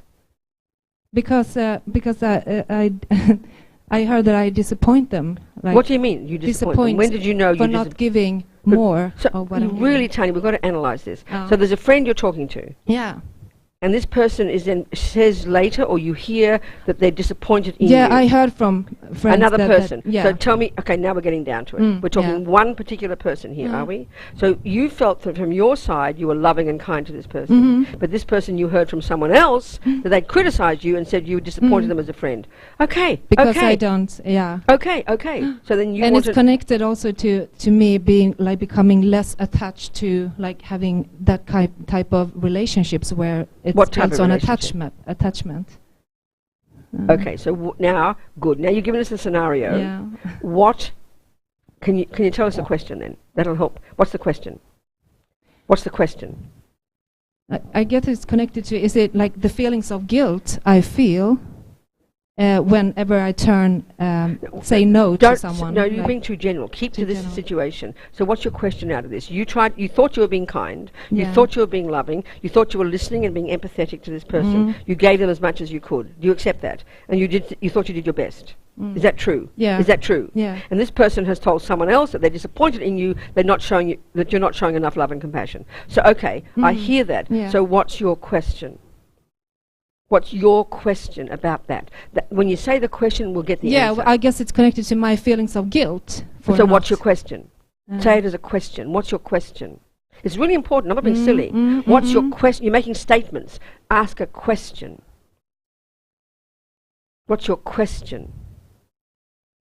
If I should work on my feelings of guilt, or should I like give more, like what they want? So what from your me, question? what they expect of me, or what your question is? How do I know whether I did the right thing or the wrong thing? Yes. Did I do the right? That's all you can ask, isn't it? That's all you can ask yourself, isn't it? So you've answered that by saying you thought you did your best, didn't you? You agree? Okay. You thought you did your best, right? You really meant to give your best. You thought you did your best. Did you think you were holding back from this person? Okay, so this feelings of guilt is probably because no. Wait a minute, please. Let's follow each step. So you feel you did your best. Did you think at any time, is it one scenario that happened, or is it a whole series of scenarios with this person? Oh, it's a whole series, yeah. This person, I mean, again, I've got to be now more personal because it makes a difference. Is this person your daughter? Is it a stranger? Is it your ex-husband? What is it? I mean, a general, is it a close friend or something? Friend a close friend. Yeah. And you've got a history with this person. And normally your role is to be kind to them. And they're always needy, are they? Are they always needy for you to be kind to them? Okay. So then you're immediately then you're recognizing their neediness is their attachment. Do you accept that? Do you accept that their neediness is their attachment, their expectations? Do you expect that? Do you accept that? Yes. Then your job is to accept that they've got the unhappiness of not being satisfied, and that's their problem. You first check: should I have done something more? Could I have done something more? And it seems to me what you're saying is you did your best. Yes. So then, who has the problem here is not you. No, not you. Them. So your guilt is your wish. No, your guilt is turning it against yourself. And what guilt really is in this case is that you're upset that they don't like you. So that's your attachment. That's your ego. That's your problem. Their problem is they've got attachment, but your problem is you want them to like you. And they didn't. So that's your. So want to locate your problem. That's your problem. Because it's connected also to when I started on this spiritual path. Don't go on there. Just get located. Your problem is my the wish. Okay, your I problem, want them to like no, me. your problem is the attachment to being liked and seen as a good person. And you're devastated because they actually even criticize you to someone else. Thought it could have been like and then second, their problem, which you must recognize, is they're a bottomless pit of neediness that assumes you should make them happy, but you can't make them happy. And this is what, in a relationship of neediness, like especially if it's mummies and things, you could lie in your mother's bed and drink her, give you your blood daily to her, and let her eat you for breakfast, she still won't be satisfied. So people who've got a lot of attachment and neediness of us will eat us like vampires, because that's their suffering. So when you recognize you can't make her happy, but you want her to be happy to make you feel better, that's our attachment. So that's your problem, and that's her problem. Yeah, because I was thinking I was creating suffering for them for not. Now you're making it more complicated. Yeah. Thank you.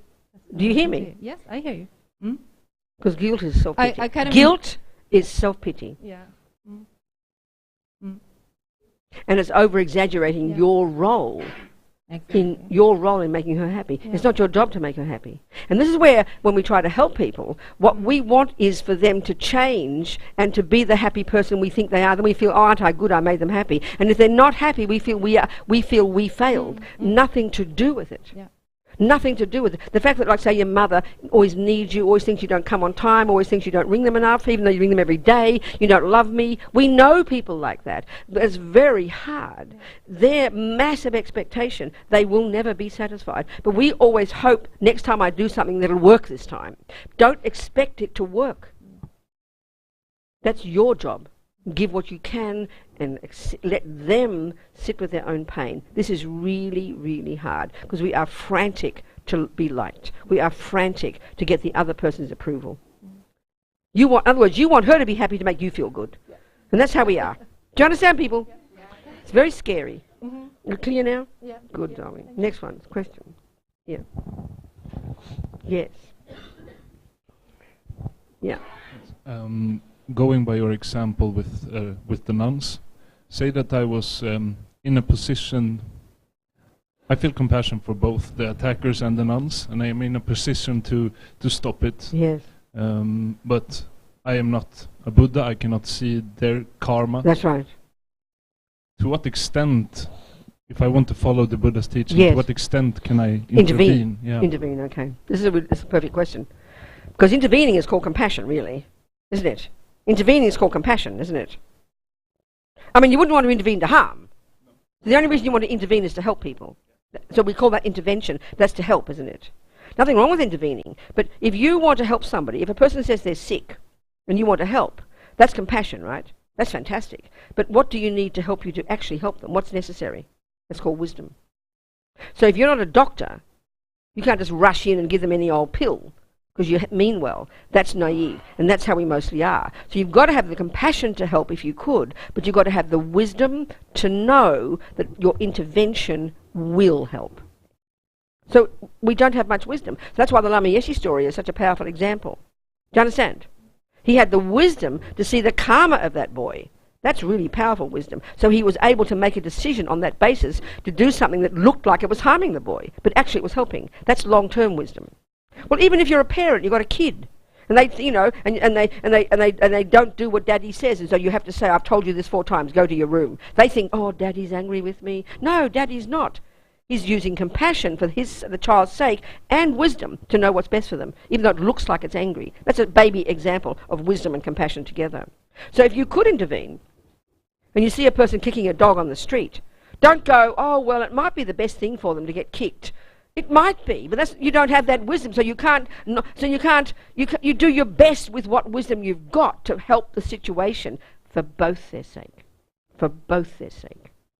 But our default mode, because we all have attachment, and like I said yesterday, one of the ways of talking about attachment, it's this junkie in us that only wants the nice things. So this is where, let's say you're not an angry person, like you're talking, you want to help people. You want to help people. You're full of compassion and the wish to help people.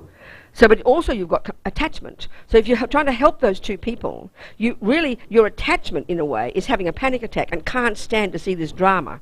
Do you understand? That's what's freaking you out. Your compassion isn't freaking you out. So with us, when we see bad things happen, we rush in like fools to stop it, because attachment having a panic attack and can't stand to see it. Whereas if you had less attachment and you had more wisdom, you'd be more wise and skillful in knowing how to intervene to know if you could change it. And then you'd accept if you can't. You get my point here? Compassion is the powerful wish to help, but it's polluted at the moment by our attachment. And that's where you, being the good girl to always help people, it's sometimes like all of us. This is how it's driven by our neediness and our attachment, because attachment has a panic attack when it sees bad things.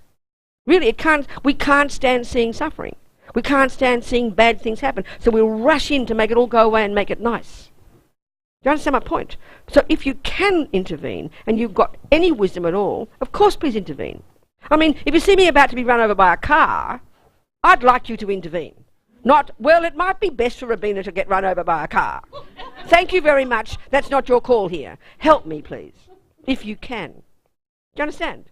And then as you develop more wisdom by working on your mind and getting clairvoyance, you can be more brilliant in how you help people. You'll be more powerful in helping people. And then you'll accept when you can't. Do you understand? Do you understand? Okay, good. Do you understand? Good. So as His Holiness says, compassion is not enough. You've got to have wisdom. As Lama Zopa says, meaning well is not enough. That's a better way to put it. You've got to have wisdom. And wisdom comes from the wisdom wing of working on your own mind. It's not some mystical thing, wisdom. It's clarity, getting your own ego out of the mess. Because we're so afraid of upsetting the apple cart. We're so afraid of violence and problems and dramas. So we rush in like maniacs to try and control it all. That's part of why we kill our animals when they suffer. We think we're being so compassionate. I'm sorry, it's because we can't stand seeing the pain. And then we get all guilty like we're God and it's our job to fix it. Really. We kill our grandmothers, kill our dogs, you know, sounding so noble about it. But the wisdom, like I said yesterday, the Buddhist view of wisdom is knowing they've got a future life, and how they die determines the life they get. So if you know, the poor mouse is already having a panic attack because you've just stomped on it. It's freaking out, its ego's gone berserk, and now you kill it. I remember one time years ago, before I was a Buddhist, well, a long time ago, in Australia. That's when I was a feminist, yeah. I remember the stages of my philosophies. You see, I was a feminist, and a bunch of us women were driving along the Pacific coast in Australia, and suddenly we see this big goanna. It's like an Australian type of lizard, a big, great big creature, going across the road, and a truck coming from the other direction swerved to hit the goanna. Purposely, they ran over the goanna, these blokes, and they laughed, you know. So we all freaked out, of course we did. And then the poor goanna was trying to get across the road, so we stopped the car, and we think, we have to kill it, to stop its pain, you know. So we're chucking rocks at this poor big fat goanna. And it didn't die because it's so big. And we're all screaming and yelling. I mean, you think of the poor goanna. He's already been run over by a truck.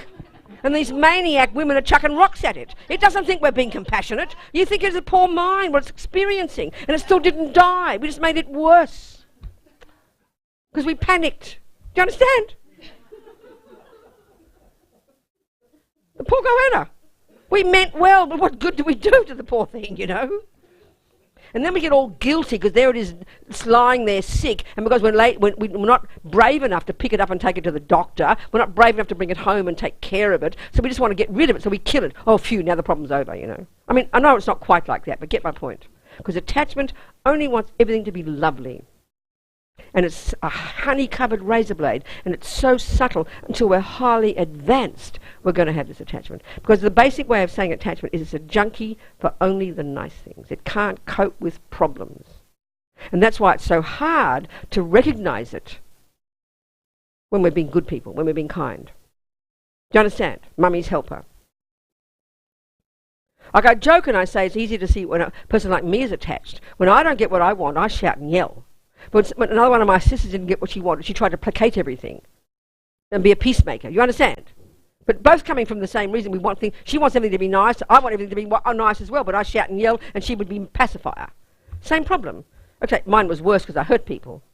Do you understand?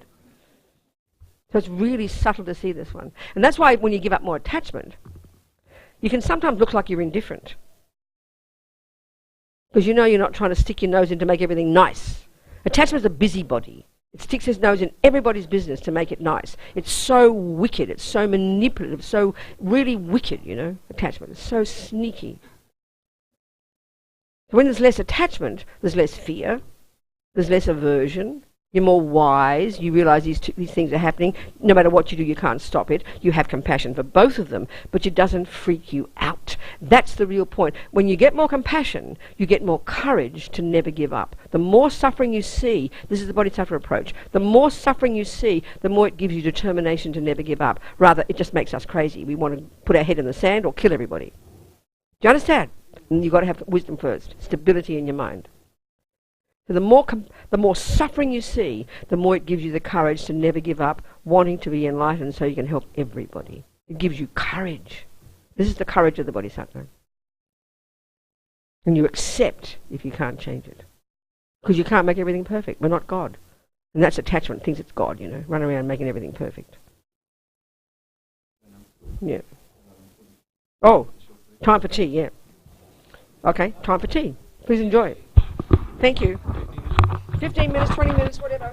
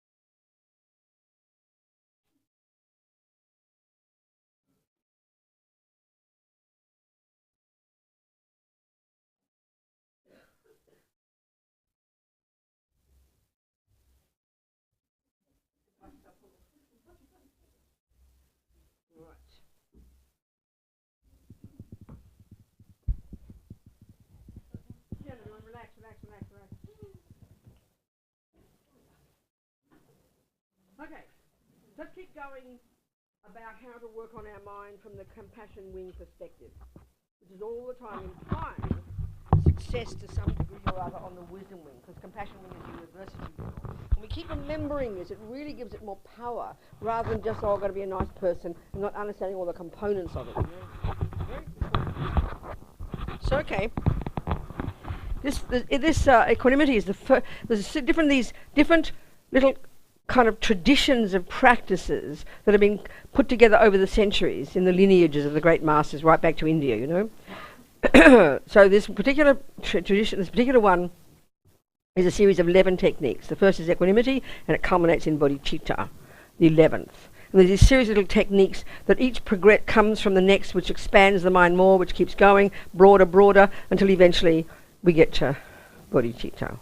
And it's a combination of two approaches. One is called the 6 causes and 1 effect, and one is called the more dramatic, more radical one, which is the main one of all the great yogis in Tibet, the great lamas. The more radical way of achieving this bodhicitta is known as lojong.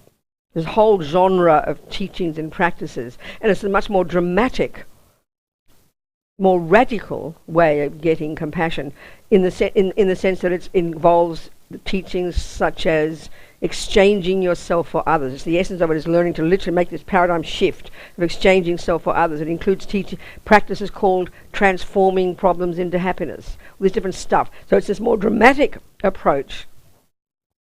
It's expressed in particular in in one little text, a series of 8 verses known, usually they're very poetic in their titles, but this text is known as the 8 verses. They're usually very poetic, you know. This one is the 8 verses. And we can maybe go through that because it's very extreme. I mean, you really look at it, it's quite outrageous. It's a very dramatic way to really learn to rip out ego so that you can connect to others, so you can be of benefit. Very extreme, radical approach, you know. When we read through the words carefully, you'll see what I mean.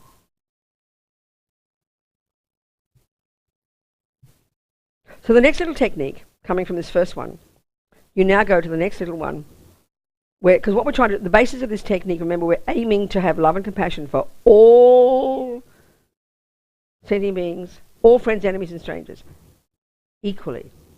Again, on the face of it, shocking. Doesn't seem to be any basis for it, you know. And the only way to have a basis for it is to go back to high school and know the Four Noble Truths and look at Buddha's definition of what suffering is. It's more extreme, more radical, more subtle, more vast than the normal view of suffering. Most views of suffering are simply the first kind, which is called the suffering of pain, the suffering of the bad things happening. The Buddha's view is much more expansive than that. That's got to be understood so that we can then, when we see that we're trying to get compassion for people who suffer, our view of suffering is more expansive. This is using logic, you know. It's not just some weird, wishy-washy, gooey feelings we have. It's very precise. Because ego is very tricky. Its voices are very tricky. We have to use wisdom to argue with them.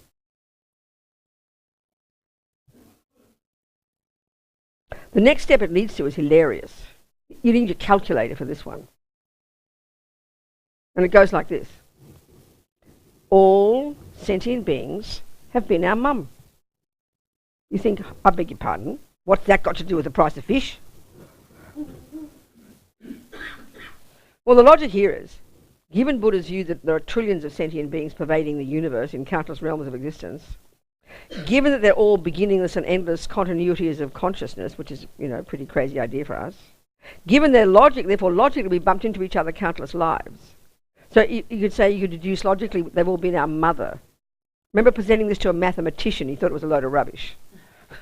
I can't remember his logic now, but never mind. So the idea is here, and why do we want to see that all sentient beings have been our mother? I mean, they've also all been our dog. They've also been all our enemy. They've all been our friend. They've all been our lover. But the reason of mother here is this very Asian thing, that a mother is a good example of a person who's been kind to you. So for us in the modern world, we think that's weird because we tend to think our mothers are mean. You understand? So as Dalai Lama said, well, okay, don't use your mother. Just use the person who's been kind to you. We can't cope, you know. All beings have been my mum. We want to kill ourselves. So anyway, that's expanding our mind. Then the next point is we now contemplate how the mother is kind. Now this needs, again, like all these things, it needs unpacking. It's very fascinating. So first of all, let's look at what we mean by kind. I'm sorry, our view of kind is really self-centered. It's I-based. You know, if I go to the restaurant and order a piece of chocolate cake and she gives me extra piece size, extra cream and a discount, she might think I'm revolting. She might laugh, crack jokes about this fat Buddhist nun to the kitchen guy. I don't care. I got what I wanted. So she's kind. So our view of kindness is that if a person does what my attachment wants.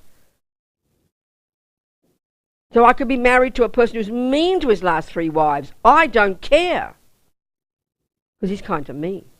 That's our view. I mean, we can also have the view, you think of people, you know some people whose voices are kind, whose aspect, their body, they're just this kind, people are, oh, what a kind old lady, you'll say. So that's looking at her, you can see it. That we say like that. But here we usually mean kind, it's very personal. If she does what I want, if he does what I want. I mean, it's embarrassing to admit this, but this is really, it's true. It's based on attachment. So what we're trying to look at here is shift our view of kind. A very different definition of kind. So here, what it means is the fact that, let's say our mother, let's say she, even, and this is my point now, let's say you've got a mother who is mean, who is self-centered, who is possessive, who is neurotic. I mean, excuse me, join the universe here, that's all of us to one degree or another. But because of our attachment, and this is what's so fascinating about attachment, our attachment is this huge kind of arrogant belief that my mother should be perfect. She made me. How dare a person less than perfect make me and make trouble for me? Now really, that's very deep inside us. We have this assumption our mother should be perfect. That's why we want to sue our mothers and hate our mothers and blame our mothers. How dare she be neurotic? How dare she not do her job properly? Think about it.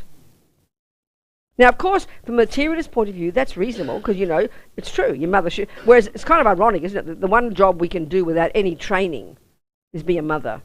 Just because you can have sex, you're allowed to have... You be a mother, you know. You can be a wacko, a pedophile, a maniac. No one stops you from being a mother. You can't even do any job without qualifications, except you can be a mother. It's about the most important job of all, to be the tightest qualifications possible. Anyway. So the point here is this. Let's think of your mum. How will you think about your mother? Some people adore their mothers, and that's easy for you. That's easy for you. But remember the point is getting to the next point, where because all beings have been my mum, all beings have done that. So if you're the way you feel about your beloved mummy, all beings have been my beloved mummy. That's the conclusion. So here, though, if your mummy has been a darling mummy and you love her, that's easy for you. But it's even more important if your mother has been mean and you do have problems and it is difficult for you. Then the big point here is to consciously think of all the things your mother has done for you since you were conceived that have helped your life. This is a very powerful exercise, actually. You know, if I'm mad at my mum, it means I remember the bad things. That's all it means. That's all it means. I remember the bad things, and they loom large in my mind. That's what we think about everybody. So it's a very powerful exercise to consciously think of the things that your mother has done. The first step is she conceived you. Now the next one is she didn't kill you. I'm not being mean, but lots of mummies, including me, decided to abort the baby. I remember one person I met in New Zealand who said later on in life his mother told him that she was going to have an abortion when he was conceived. She'd organised the whole thing. She was in the hospital. Everything was clear. She got to the door. She put her hand on the doorknob and she changed her mind. He was so moved by that because he could see that she consciously chose not to abort him. He will never forget that. Well, I mean, you know, I can think of people I know who have decided not to have an abortion. I'm not criticising if we did have an abortion. I'm not criticising, just looking at it. So let's say your mother gave, this is a really reason why we would all think your mother's not kind if she gave you away. That's the one logical reason some of us have such pain if our mummy gave us away at birth, isn't it? We feel like rejection, the ache, the pain, the loss, the lack, and we can't forgive her for that. But I'm sorry, you're not realising she decided not to kill you. She decided not to abort you. She gave you away, yeah, but she decided to keep you alive. You should never forget that kindness. This is serious, it's true, but who thinks of that if your mother's giving you away? That's profound. And like that woman, she made a decision. I can think of many people I know made a decision not to have an abortion. That's incredible. Because of that, you're alive. You should never forget the kindness of that one action, even though she did nothing else for the rest of your life. That's incredible. Then you think of the things that, let's say, she didn't give you away, and maybe she was mean and depressed and angry or an alcoholic, but she did something. She fed you. She looked after you in the womb. She did a few things for you. She wiped your bottom, your smelly bottom. She helped you tie your shoelaces. She helped you stand up when you fell down. But what happens is we tend to go, well, excuse me, that's her job. No, I'm sorry, many mummies don't do any of those things. You'll be struggling to find anything your mummy's done for you. So the point here about kind is the fact that she did anything.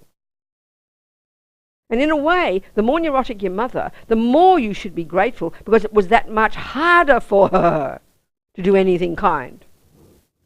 So it's just harder to, the key thing is when we learn in the wisdom wing in high school that delusions are selective. Attachment just sees the nice things and doesn't want to see the bad things.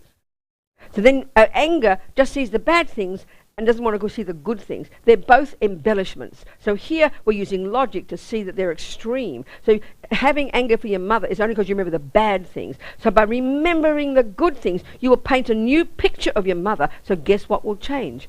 Your feelings. You've got to want to do it. It's a very profound practice, I tell you.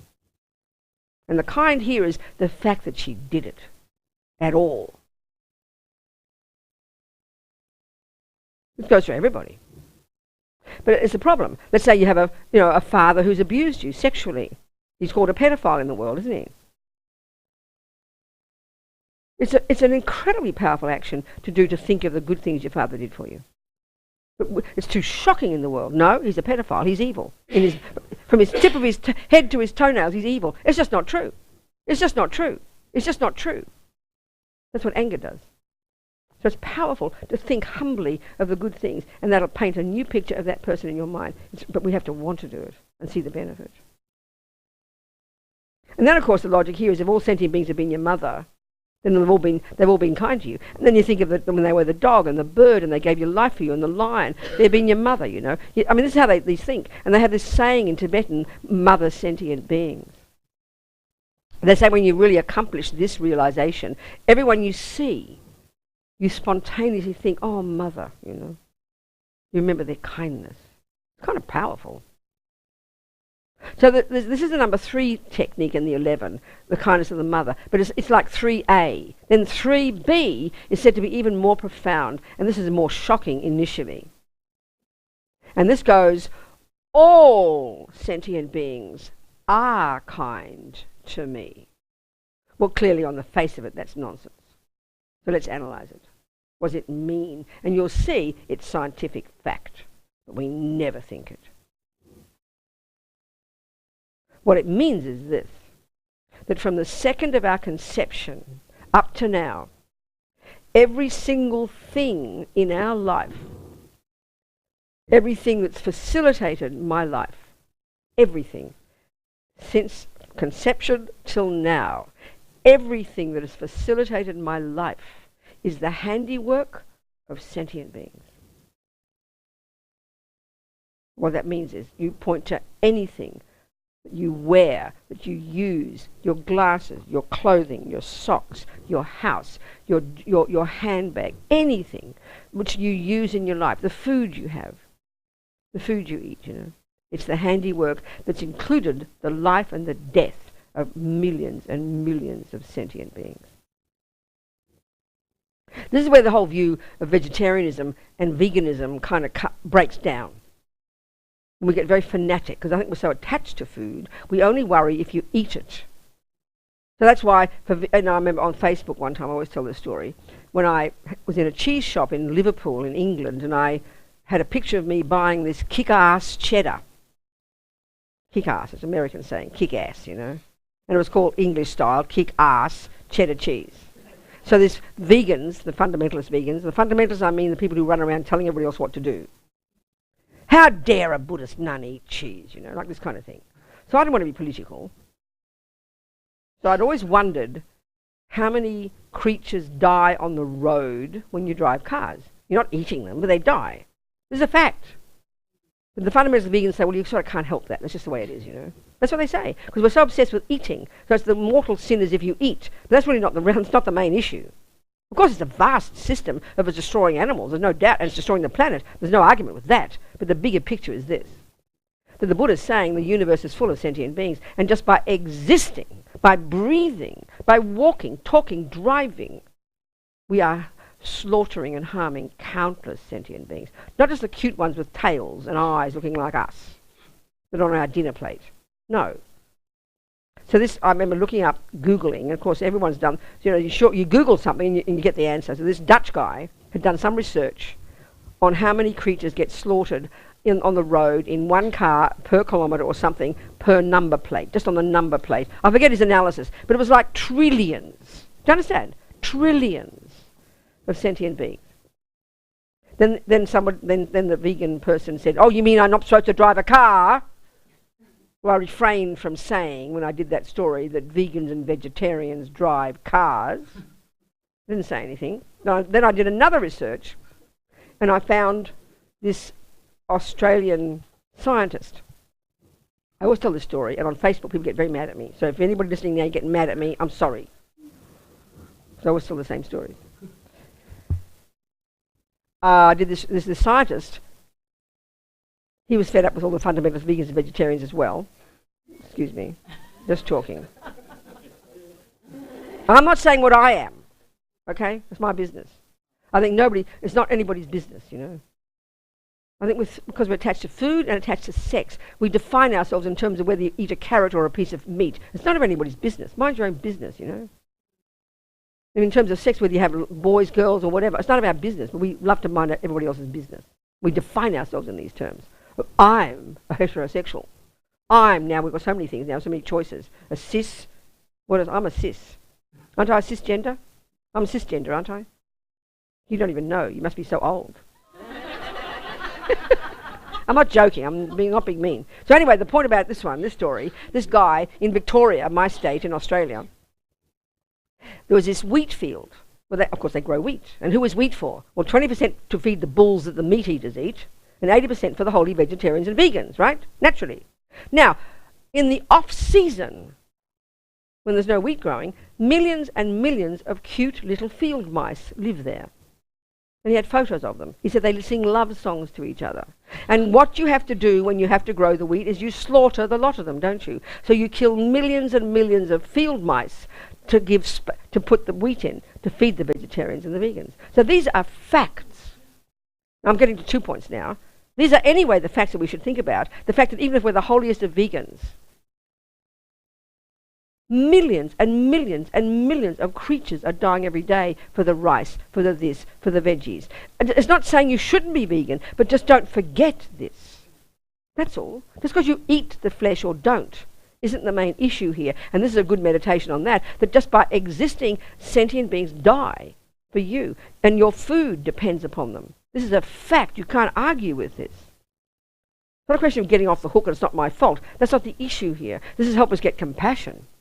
So then everything you think of, your socks, you know, your clothing, they're made by sentient beings. This was dyed by somebody. Some human being chose the colour. I looked at the cloth and I went to Nepal and I bought the cloth and I checked that it's the colour I like. And then at the cotton, the thread they use. You used to buy thread and in one wash it would go white. Now you have people who've got fast colours, so your thread can be washed for 40 times and it doesn't go white. Someone thought of that. A human being did that. Human beings mixed the polyester and the cotton. Human beings, you know, did everything. Human beings made my glasses. I would be lost without my glasses. So when I was a little girl, my glasses were like as thick as saucers, you know.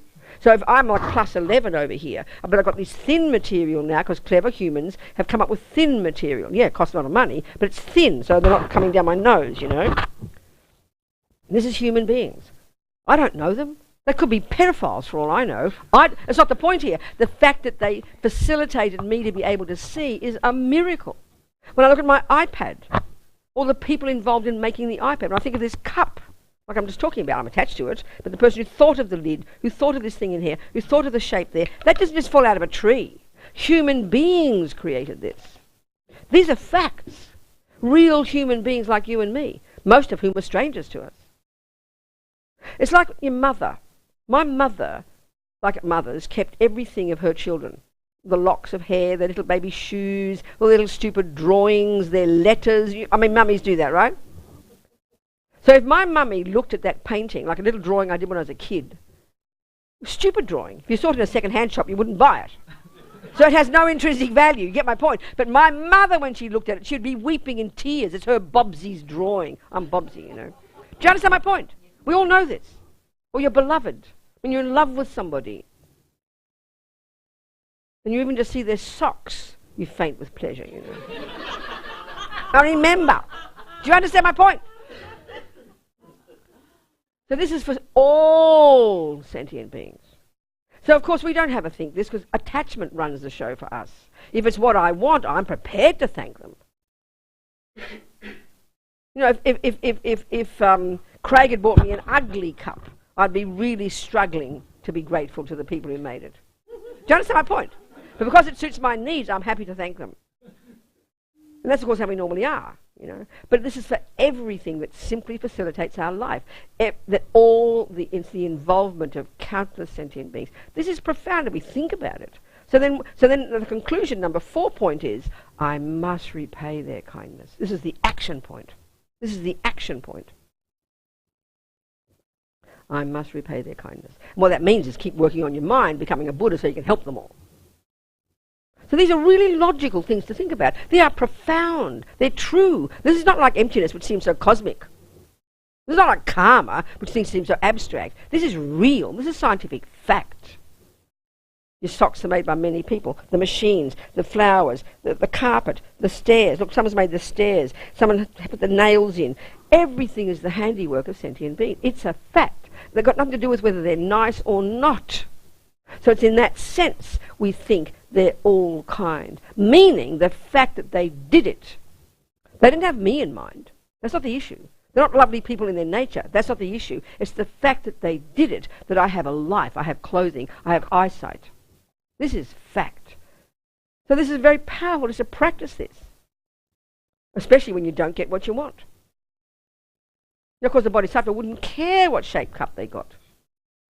All they'd see, you know, there's a story about this one Bodhisattva who's meditating in his cave, and they called him his name was Always Crying One. Because every time he saw anything, he imagined all the sentient beings who made him burst into tears with compassion, you know. Do you understand? So at least I can appreciate the ones who do what I want. But if Craig had brought me an ugly typical cup with a big fat round thing with red and words all over it and shiny, yuck. Do you understand? So I'm prepared to be grateful, but I've got to remember that, you know. Do you understand my point? All sentient beings are kind. And they're not thinking about me. That's not the issue. They could be the pedophiles. That's not the issue. This is powerful to open your mind. When you see things, you don't just see what you like, you see the work of sentient beings. That's because normally now attachment is the lens through which we see everything. So at least the next step is appreciate the people who made the thing you like. Next step is you appreciate the thing, like you get the meal at the restaurant. And it's horrible. Of course, all we complain about is because I didn't get what I wanted, so we're going to send it back. But the same cook, the same people, the same waitress, the same tablecloth, everybody, the effort they made, you know. Only because I didn't get what I wanted, we don't thank them. So self-centered. Okay, relatively it's okay to pay your money and ask for a meal and blah, blah, blah. That's okay, but the bigger point is this one. Just remember the sentient beings who made it. You see something, remember the sentient beings. This is fact. It's not mystical. We never remember. Of course we don't, because we just want to get what I want. This is a powerful one. And there's nothing that facilitates our life that isn't like that. It doesn't involve sentient beings. So even your body, the one thing we'll think that really is mine, precious mine, think of your body. I mean, your mummy and daddy did a lot of work just to get the egg and sperm together. From that second, think of what made your body turn into your body. What is your body? When it came out, 7, 9, 8 months, whatever, later, it is literally a mountain of sheep, cows, fish, whatever your mummy ate. Not to mention the veggies and all the beings who died. Your body isn't something unique and special. It's the product of your mother's body, and your mother's body is the product of the food that she puts in her mouth, which includes mostly animals, for example. Then what's my body? There's no such thing. How can it be? So when these great bodhisattvas, as an example, Kirti Senchab Rinpoche, remember this amazing Lama who's passed away now, I'll never forget when he said, this particular level bodhisattva, gone beyond ego, got clairvoyance, gone beyond infinite compassion, infinite renunciation, infinite understanding of emptiness, amazing high being. That, for that bodhisattva, he said, the action of cutting off their hand and feeding it to a starving animal is as inconsequential as a leaf falling off a tree. Now that is inconceivable to us. We can't conceive of that in a normal world. But when the more you read all the literature and the levels of realizations these great bodhisattvas have achieved, which are there in the literature, we can all achieve them, highly realize this one, that's kind of outrageous, isn't it? That doesn't mean they don't feel the pain. That they've got a body, they've got a nervous system, and this is a really powerful point about how you see things, how you change your mind, how you realize things, how you see things. That they know when they cut their hand off because the animal's starving. Now, be clear here. If there's a butcher shop around the corner, they're not going to be stupid and cut their silly hand off. They'll go buy some meat. Not stupid. But if you can't and the animal's dying and starving, there's a story about the Buddha in one of his past lives. Norbu Buddha, that place in Nepal that celebrates this. One of his past lives, he saw a mummy tiger who was starving. And she was about to eat her babies. And he had such compassion for the mummy tiger to have to eat her baby, so he offered his own body. He cut himself so the blood came out, and he threw himself at the feet of the tiger, and they all ate his body. Another example of this one. I mean, that's insane for us. It's like demented, you know. That's that level of wisdom, no ego, gone beyond ego, no longer a sense of a neurotic eye, or no attachment, no nonsense, and infinite, unbelievable compassion. Levels of which we can't even conceive of in our culture. In other words, it will be as inconsequential as a leaf falling off a tree because the mind is completely suffused with this phenomenal compassion for this starving being. Please eat my body, eat my other hand, no problems. So they know there's pain, but their mind will be so overwhelmed by compassion, the pain would not matter. That's the point. It's like and we know that in ordinary life.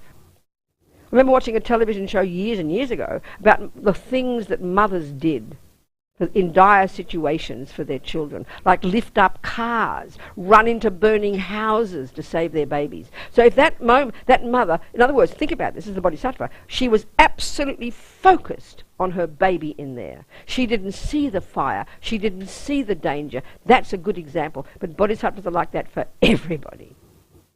And the second she would have thinking, oh my God, I'm in a fire, she would have stopped. She didn't even notice. That's what we're talking about. But that's the level we can achieve, and that's the bodhisattva level. The action of cutting off their hand as inconsequential as a leaf falling off a tree.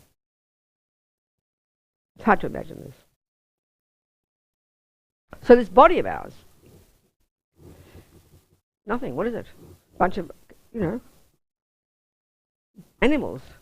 You eat meat. This is animals. This is the cow who died for you. This is the fish, the chicken. What else is it? What else is it? What else is it? In my body. Who do we think we are?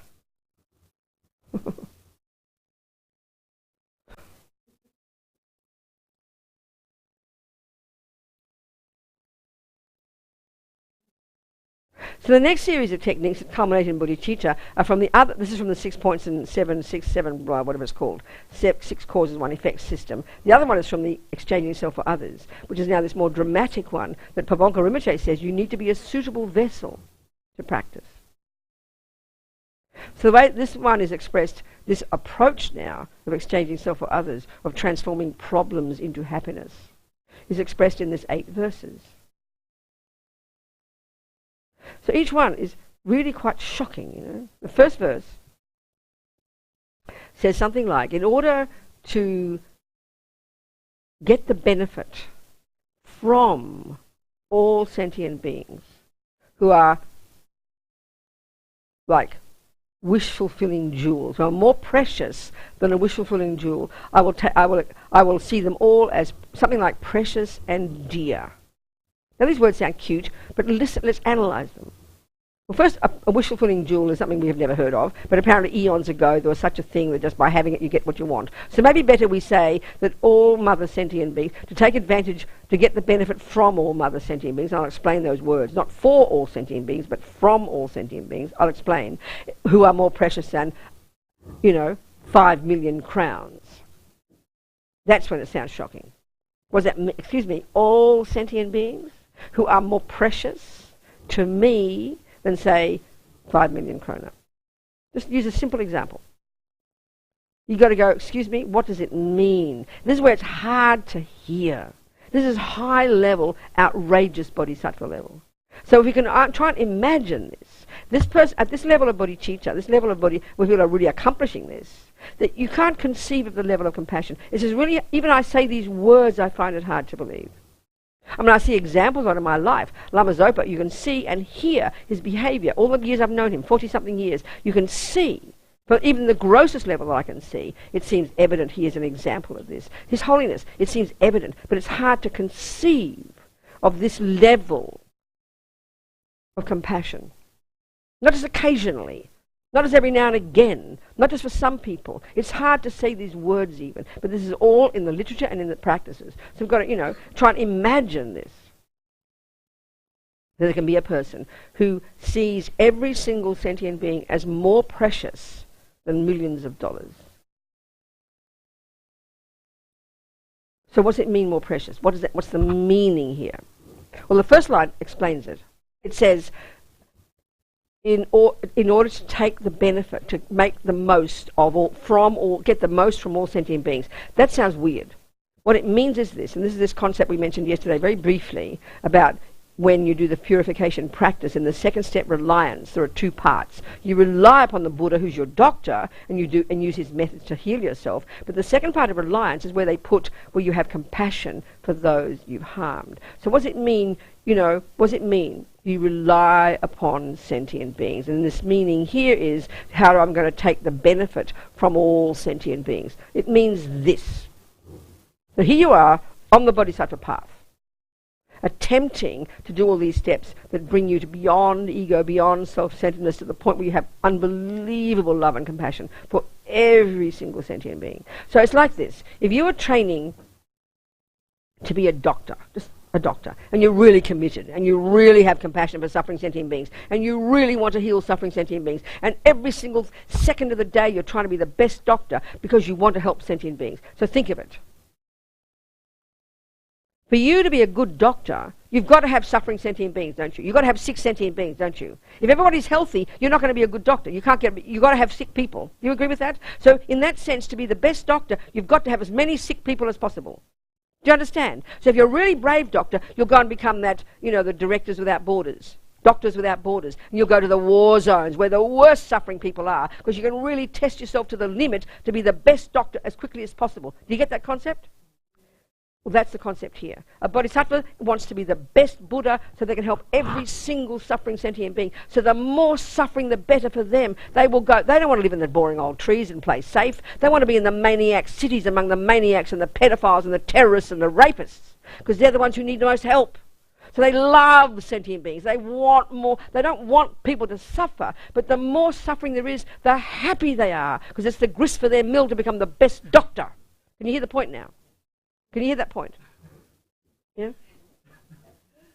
Sounds hard, doesn't it? So then, in that sense, in order to make the most from every sentient being, in order to get the most from all these sick people, I'm going to treasure every single one as precious. That's the meaning of it. So already that's intense. This is verse 1. Each one gets more outrageous. Can we hear? Are you communicating? The next verse. This is too outrageous. I think if you were a therapist and you suggested this as a practice to somebody, they could sue you. I promise. These teachings, expressed in these 8 verses, were kept secret. Atisha, this amazing Indian genius, yogi, scholar, practitioner, went to Sumatra for many years and studied with his great tantric teacher, Salingpa. Then he went back to India, and then he was invited to Tibet, and he spent the last 17, 15 something years of his life in Tibet. And he got all these lineages from all the great Nalanda monastery masters, and he got all these lineages from Salingpa, of these great, I think Salingpa, these great bodhisattva teachings, and other people, I'm not sure exactly, but they were kept secret because they're too outrageous. They're normal. They're against the normal world. As Milarepa said, Dharma is the exact opposite of the world. So this is the most radical level. Pabonka says you need to be a suitable vessel to even listen to this type of advice, and it makes sense. If you're still not even at the wisdom wing level, you're still in the victim mode, you still think it's not fair and poor me and Martin's the cause of all my suffering and all my happiness, and you rely upon him and you're neurotic and deluded and angry and jealous and depressed, join the universe here, then you're not ready for this piece of advice. Because this piece of advice in verse 2 says, when you're with others, see yourself as the lowest of all. And not just that, bad enough, but to see everybody else as supreme. We can't even hear that. It sounds like some kind, like I said, you'd be sued for advising that. Because why? Because we're mostly at the victim level, where we don't even have any value for ourselves. We think we're a piece of garbage. We don't have any self-respect. So really the wisdom wing is learning to get some self-respect first. So it's only the person who's done the wisdom wing, who's given up attachment and anger and neurosis and jealousy, become huge and content and wise, and got masses of compassion. Now, so brave, so courageous, so unharmed by the world, living in the middle of chaos, and it's grist for their mill. They love seeing suffering, not because they want suffering, because now I can test my skills, now I can help people and become the best Buddha quickly. That you'll become the best surgeon by working with nothing in a war zone. That's the analogy, you know, and gives you courage. So that's why compassion without wisdom, you'd go mad. And it's a simple example. If you were in the war zone and you walk into the nightmarish operating theatre where they're working on in the war zone, and they've got very few instruments, and you don't know how to be a surgeon. Think about this. This is why we go crazy. You have compassion for all these people, but you don't know how to heal them. No wonder you go mad, right? You'd go mad because you can't heal them. That's why you have to have wisdom. So wisdom in that context is know how to be a surgeon. Then you don't worry about the suffering. You want to get in there and you have the skill and you will help everyone you can. That's what wisdom gives you, the power and courage and strength that your compassion can be effective. But compassion without wisdom, you're lost. You're so limited, you can do nothing. And you go mad. The compassion is what's needed to want to have the courage to go to the war zones to help the worst sick people, but you've got to know how to help them, and that's what coming from the wisdom wing. That's the brave bodhisattvas. So what does it mean? What's the benefit of thinking I am the lowest of all? It sounds so heavy to us. And to see others as supreme.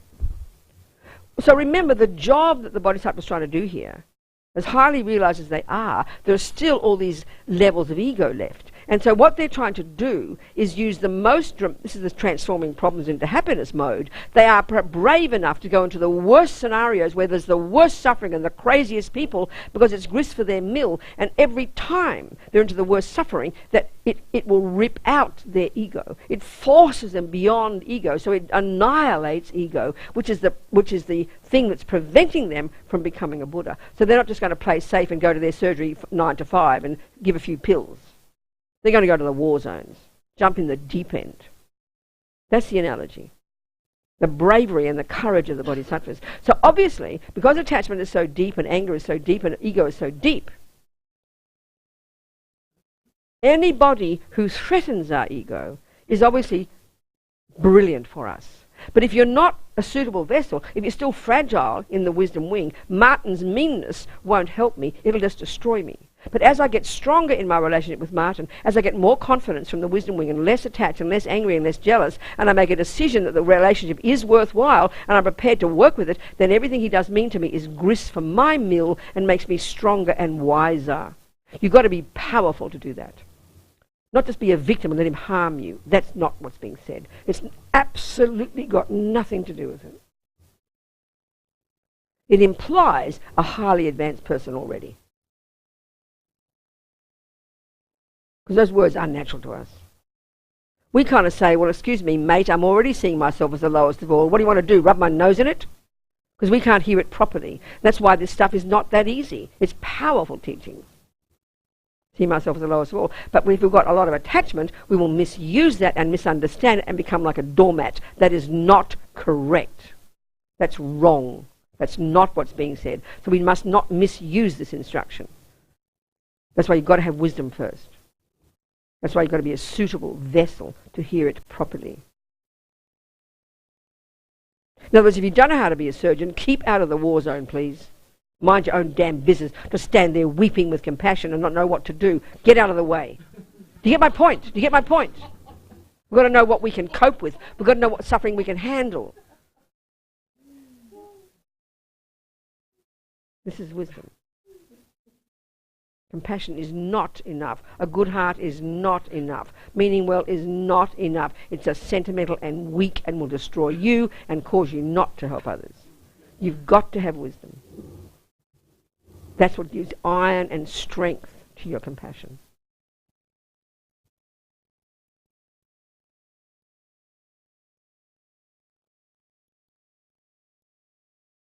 The next one seems to divert a bit, but it's something like every second you're watching your mind like a hawk, and the moment a delusion arises which will harm me and others, I will avert it without delay. Well, this is already implying you've got single point of concentration, you see your mind perfectly, every single millisecond you're watching it, and also it implies the default mode is a virtuous state of mind. That's a joke, because our default mode is delusions. Our default mode is attachment and neediness and jealousy and neurotic. So at least if we can watch once a day and see a delusion and grab it and change it. That's good. Good start. Now the next one, the next three are like getting heavier and heavier as they go. So the first one I think is all about the general world itself. When you somehow see all these really, it says in this, people who are very evil. We don't use words like that. We say psychopaths. Okay? When you see the psychopaths on this planet, you hear about the pedophiles and the maniacs and the bomb throwers and the multi-murderers and the crazies who create incredible harm, who have so much negativity. We will have such compassion. We'll treat them like a precious treasure, basically. What the hell does that mean? Again, the point in this entire text, the one point is, this is all the stuff in the world that you're using as grist for your mill to help you rip out delusions and quickly become a Buddha so you can really be of benefit to others. That's a powerful, as a precious treasure. I mean, to say that a pedophile is a precious treasure sounds ridiculous. What it means is that level of suffering that person's causing themselves and others is the object of your unbelievable compassion. The next one gets closer to home. Seems to me it's like at work, your family, broad, big family. When others criticize me, blame me, I will take the blame and offer the victory to them. Now this is insane. We can't even take the blame when we are at the fault. You understand? It's so painful when someone points out our fault. The injury, like this, shattered our ego. But this is taking the blame when you didn't do anything wrong. I always tell this story too. This woman, a friend of ours, George Farley, one of the Buddhists in Melbourne, he mentioned this story. He was at a party of a bunch of Buddhists. And the bloke, John or someone whose house it was, he told everybody how his brand new BMW had been scratched all along the door. So he paid the money, got a new door, and it got scratched again. And he discovered the wacko guy next door did it. Didn't know why. So he said, what'll I do? So, well, sue the man, scratch his car. George said, I'll tell you what Lama Zopa would do. He would find out what this guy liked, buy him a beautiful gift, wrap it beautifully, go to him, offer it, and apologize for whatever you've done wrong. He did nothing wrong, right? He thought this was great. He did it. He went to the door, gave this to the bloke, he was gobsmacked, and then the guy, came, John was happy, came to the kitchen having a cup of tea, and this bloke walks in with his gift unwrapped, and he heard him like golf, so he got these beautiful golf balls, I forget. So the guy was beaming from ear to ear. He said, thank you so much, this is the kindest thing anyone's done. He said, everything's forgiven. Now, I mean, that's courageous, isn't it? Isn't that courageous? Because, you know, you read about, I remember reading about these stories of, let's say, one particular lot of these mega rich billionaires in somewhere in one of those places off New York somewhere, where 25 years ago, one of them put the trash can on the wrong side. And so they started an argument. And 25 years later, they're like in a war zone together. Hundreds of millions of dollars are suing. I mean, you hear people who put records on all day, have music loud, they have shining lights on each other, because they never give up blaming until it's like an insanity. That's how wars happen. So this is unbelievable. He cut it right there. He cut it right there. This is unbelievable. When you're accused, like at work, everybody has stories of being accused by the family, your colleagues at work. Someone said you did this, you know you didn't do it, there's so much pain, how dare they? It's so painful. Well, take the blame and offer the victory to them. It's unbelievably courageous. The next verse is the most intense, the most painful, the most unbearable. It's close to home. It's your beloved, your ex-husband, your child, whom you've given your life to and who rejects you, who goes against you, who turns against you. You will see them as your precious guru. Everybody has this kind of suffering. So we understand karma back in junior school, and we understand there are 4 ways of karma ripening, remember? The first is your type of human rebirth. Then the next 3 are your tendencies and your experiences. The third is your experiences. That means the way you're seen and treated by others. This is so powerful. We say karma, we just kind of vaguely, oh, it's all just karma. It's like looking at a garden, oh, it's just botany. How does it work? Oh, I don't know. What good is that? Oh, it's all botany. Yeah, you're right, but what are the specifics? I don't know. What good is that? You can't grow a garden. Same with karma. So at the least to know about karma, so we can apply it in daily life, is to know that everything you think and everything you experience is the fruit. It's like your garden. Your life's your garden, basically. It's a great analogy. Your life is your garden, and whatever is in it is yours. Because it's your garden, you put it there, honey. All the flowers, you planted them. All the veggies, you planted them. All the weeds, you planted them. This is a really good analogy, but it takes time to think this. Oh my God, it takes time. Because we see that someone else put them all there. Who put weeds in my garden, you know? That's how we think. The karma is powerful. So when you understand the karma is 4 things. 1 is your type of rebirth. Due to past virtue. We should be blissful every day, just having a human life. 2 is our tendencies. We should be so blissful we've got good tendencies. That's from past practice. 3, and this is the real one that I'm getting to. It's called experiences similar to the cause. That means the way you're seen and treated by others. And think of your life since you're born until now. This is where much of our suffering and happiness is, in how we're seen and treated by others. Look at it. And this is where the pain is. People at work, these verses are about this, how you're seen and treated by others. Our greatest suffering is being accused of things we didn't do, of people rejecting us, people giving us up, people blaming us. I mean, the pain, everybody on the planet has somebody doing this to them. Nobody doesn't have this kind of suffering. So we know, at least back in karma in junior school, you can identify it. You did nothing in this life. That guy, John, did nothing to that next door neighbour, but he knows the guy thinks he did, and that's due to John having harmed him in the past. So the guy perceives it that way. So then John accepts the blame, and the guy forgives him. Amazing. It was past karma, you know. So when someone at work blames you, when someone thinks you did this or did that, you remember and you apply your botany to it. Well, I must have done it in the past. That's why they're blaming me now. So you take responsibility. And then when you do your purification, instead of feeling sorry for yourself, you regret whatever damned action you did in the past to cause this person now to be blaming you. That's how you take responsibility. That's why purification is so powerful. You think, oh my God, I regret in the depths of my bones whatever I did, the lying I did to that person now who thinks I'm lying. That's how you purify these things. But you have at least enough understanding of karma to be able to say that much, not just it's karma. Do you understand? Then you understand why it's happening. Those young nuns knew why it was happening, so they'd never panic attack. And they had compassion. Same as John with the golf ball. This is powerful. This is huge. Then the closest one, that's the second one, that's out there. And this is the closest one.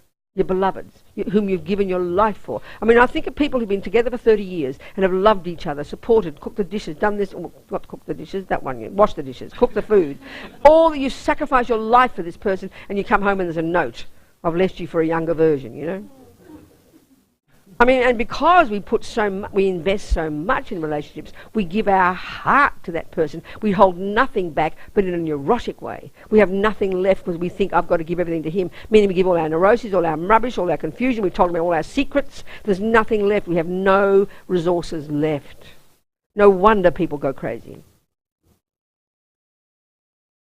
And he just rips your heart out and walks out, you know. I can't bear it. I think of parents, the number of parents who come to me just broken-hearted because their children have given them up, you know. Blame them for all their suffering, hate them. Unbelievably unbearing. This is the worst suffering. This is the third one, the worst. And that's the one. I will see them as my precious guru. It's the deepest hurt, therefore the deepest practice, if you can do it. Unbelievable.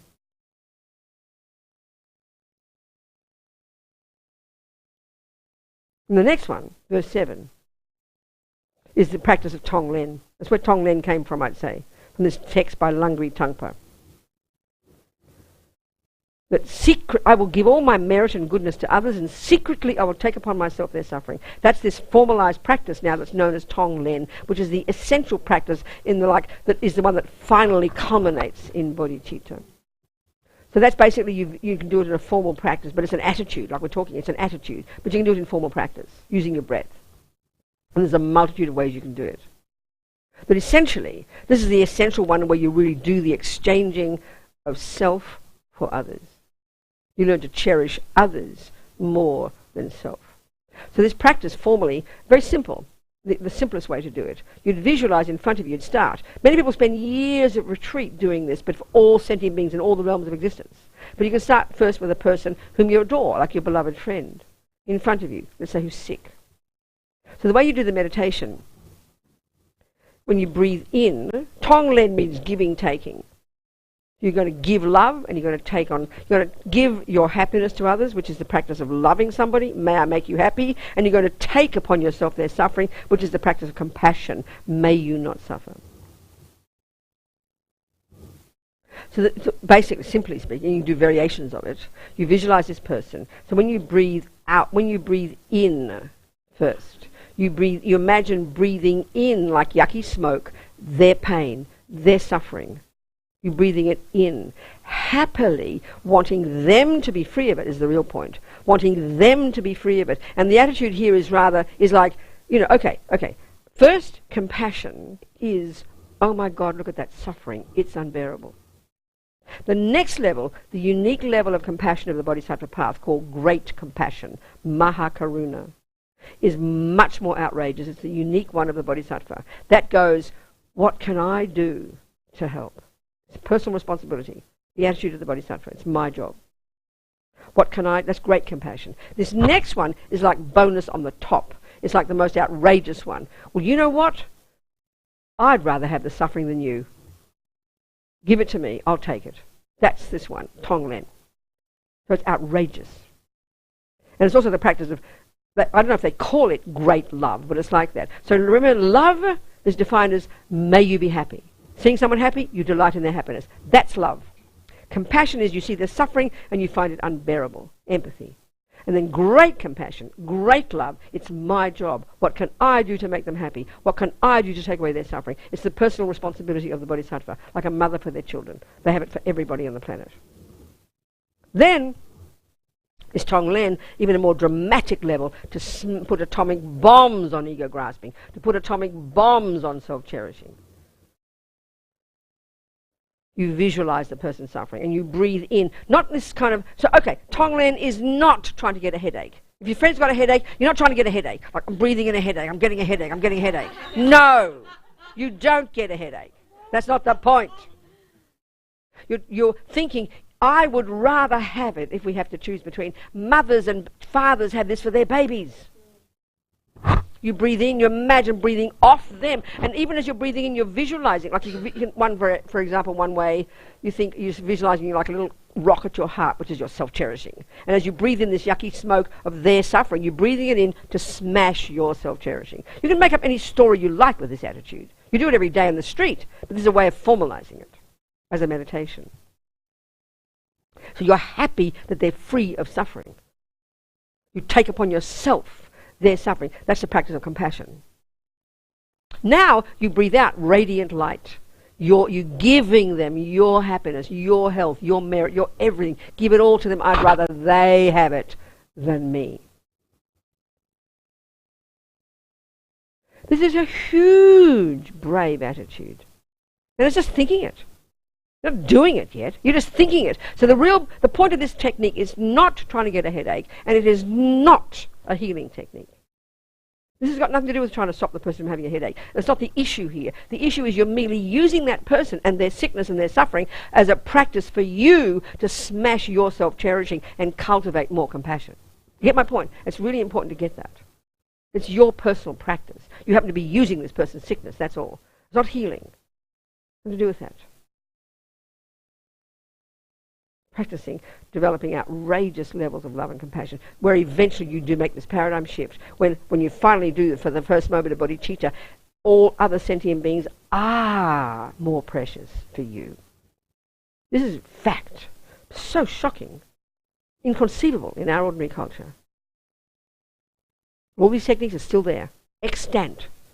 Coming back to Nalanda monastery technique, as His Holiness says, our Nalanda tradition, the 7th, 8th, 9th, 10th century in India. These amazing great tantric yogis, Mahayana yogis, coming back all the way to Buddha, you know. Extant techniques. Living and existing rich in Tibet until 50, 60 years ago, and now still existing, as long as we're lucky, as long as it doesn't go too degenerate too quickly, coming down to us.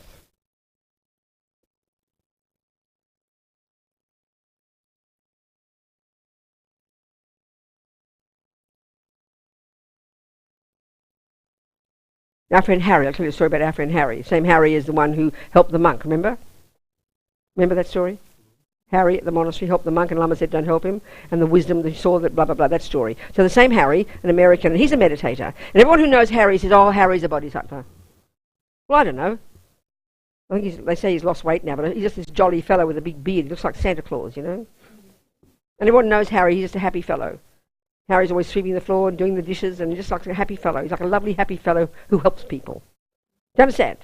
Everyone loves Harry. Do you understand? So this story I heard, people say, oh, Harry's a bodhisattva. I thought, oh, I wouldn't know.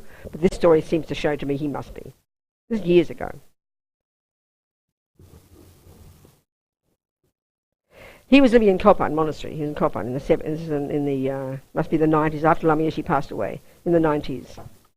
Must be before cell phones, because he was getting ready to. He's got a cave up in the mountains, 4,500 meters up there, where all the great yogis have meditated for centuries, you know. And he's got many Westerners have got caves, and he's got a cave up there. I've heard. I haven't been there. I haven't seen it. But we go up there every year. We've got this trek. We do Laudo trek. Laudo is the name of Lama Zopa's monastery up there. He was known as the Laudo Lama. He was recognized as a very little boy as the reincarnation of Kunsang Yeshe, the previous great Nyingma yogi who lived for years in this little cave. And then he was reborn, this little boy, Zopa, this is Lama Zopa. He was reborn, and they said since a tiny little boy, he would they'd always find the baby missing. He'd be crawling up the mountain to where this cave was. Every time Mummy passed, you know, turned her back, little Zopa's gone, you know, so they'd drag him home every day. From the time he could talk, he always wanted to go up to the cave, you know. He seemed to show that he knew he was the Laudo Lama. And this fits with these great tantric yogis. They don't lose their memory, you know. And his sister, I interviewed her. I'm supposed to be doing Lama Zopa's biography. Supposed to be, because it's sitting in my head right now. I'm waiting for it to come out, but it hasn't come out yet. But I interviewed his sister. She's like 78. She was 6 at the time when he was born. She said it was most unusual. They lived in this really simple, like little cow shed. They all shared the place with the cows or something. Very basic. Sherpas, you know, very poor. And he'd sit on his own he'd stand on a box. He'd sit up. He'd eat separately. He acted like somebody who was like he's special, you know. Whenever he played games, he made mud pie dorjies and mud pie bells, and he'd have pujas, and he'd make, you know, he acted like he was a lama all the time. One time he said he was inviting all his benefactors and all the people from his past life. So that, you know, he kept behaving in this unusual way. So mummies decide she better check up with the local lamas. They do their divinations, and it turns out they say that he is the reincarnation of the Laudo Lama. So anyway, since then, he was recognised. He left when he was in Tibet and came back, and then he went to India, met Lama Yeshe, and then in 1971 he went back there and reclaimed his position as the Laudo Lama in his cave. And since that time, this place is like a retreat centre. His sister has worked there, but it's like up and down like this amazing Sherpa lady with her busted knees from walking up and down mountains all day and night.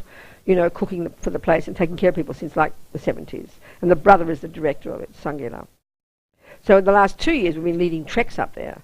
And then we offer $500 of that to Lama Zopa for his special project. He's going to build up there. He wants to build a replica of Guru Rinpoche's Pure Land. We're trying to raise money for that. And so we do the treks. We've got one in March. I did the first one the year before last. I never walked up even a hill, not to mention a mountain, in my life. I couldn't believe it. I managed. I thought I'd nearly die. Last year I hurt my knee, so I had to get a helicopter. And this year I'm not even going to try walking. I'm going to get a helicopter. You get helicopters each stage, you know. And then we spend 6 days up there in retreat, 10 below at night in basic rooms, you know. Very hard. Anyway, it's wonderful. People love the experience. We raise the money for the place, the cave. And we're doing our cruise. You saw a postcard down there? Our cruise in 2020. It says 2010. That's a mistake. Look on the back. It says 2020. That's for people who don't want to walk up mountains, but who want to help raise money for Laudo. So $700 of that. This cruise, 28 days cruise around Australia, to raise money for Laudo as well. So if you want to come on a cruise with me, luxury cruise around Australia, that's next year, March, April, 28 days. The postcard's down there. Okay, that was my advertisements. But back to Tonglen. Harry. The story about Harry. Okay. So there's Harry. He's got a cave way up there. I haven't been to it. And so he's getting ready in Kopan to go to the cave to do his meditation retreats. You know, that's what he did. So and then Lama Zopa said he had a dream that Harry would die and get a message to Harry not to go. Well, Harry had already left. And anyway, my comment here is Lama Zopa doesn't sleep. So he can't have had a dream. It was his clairvoyance, but he's just being humble, you know. I would suggest that. So it was too late. Couldn't get to Harry. So meanwhile, this is the story. One nun who was with him, who were walking up the mountain with him, must have told the story. And then I verified it with Harry. This is how he told the story. And in our in our trek last year, when the people all came down, they stopped at this particular place where I'm going to tell the story and did special prayers and things, because that's where Harry had this experience, and this is the experience. This part of the main road was cut off, and it's very treacherous up there, you know, really it is. I mean, I nearly fell over. I nearly got knocked over by a yak down the mountain, because it's just very narrow. And the porters carrying their 100 pounds, their 50, 60 kilos on their little baby skinny backs. You've never seen anything like it, in their flip-flop shoes, up the mountains, 4,500 metres. You've never seen anything like it. Recently we raised about $18,000 to put new toilets in and solar panels and new stove in the kitchen, and the stove weighed 110 pounds, like 70 kilos or something, a bit less. These little skinny porters with their head like that, looking at their feet, you know, walking up these mountains. It's really treacherous, and they fall over sometimes. So this particular road had been cut off, so it was a really narrow, skinny path, Harry said, that was very dangerous. So he's walking up with his pack on his back. And he saw 4 Sherpas coming down, 4 porters, and it's dangerous, and they're looking at their feet, and it's really treacherous. They must be really close. No time to do anything. And they're walking down, which is dangerous, with a big pack on your back. So he said, the first thing he said to himself, 4 of them, 1 of me, okay, I'll step to the side. So when you study in the Lam Rim all this literature about exchanging self for others, all the different ways of thinking to train yourself to rip out ego, then it's clear. In those 11 techniques, one of them is you start to first equalize with yourself, thinking I'm the same as everybody else, and then you get over to the next level, others are more important than me. This is hard to hear. But this is the practice you're doing. So basically, if there are 4 people and there's 1 person, 4 is more than 1, so 4 is more important. Pretty good logic. But who thinks that? Nobody. But Harry said that first thought. Now my point is this already. An ordinary person who's never trained their mind, who's never done meditation, who's never done these techniques, it would not occur to you to say that, unless you've already from past life got special compassion. When you read about things like, you know, remember that reading about that the towers that went down in New York. You hear about people, like the firemen going up the stairs into the danger and everybody else running down out of danger. So people who even take those jobs can be like bodhisattvas, who happily greet the suffering to help others. We hear stories like this. So the first thing Harry said, 4 of them, 1 of me, I'll step to the side. So he stepped, it was very narrow, he stepped to the edge of the cliff behind him with a fall, you know, with a drop. First thing. Now, a natural thing of a natural person, out of fear, you'd stand against the cliff, hoping that they can get past, and if they fall off, well, it's sort of not my fault, you know. Do you understand?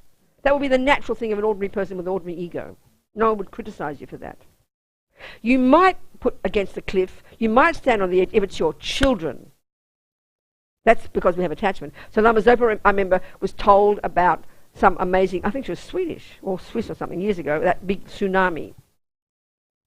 And there was one story in the papers about one woman who went back into the waves for her child.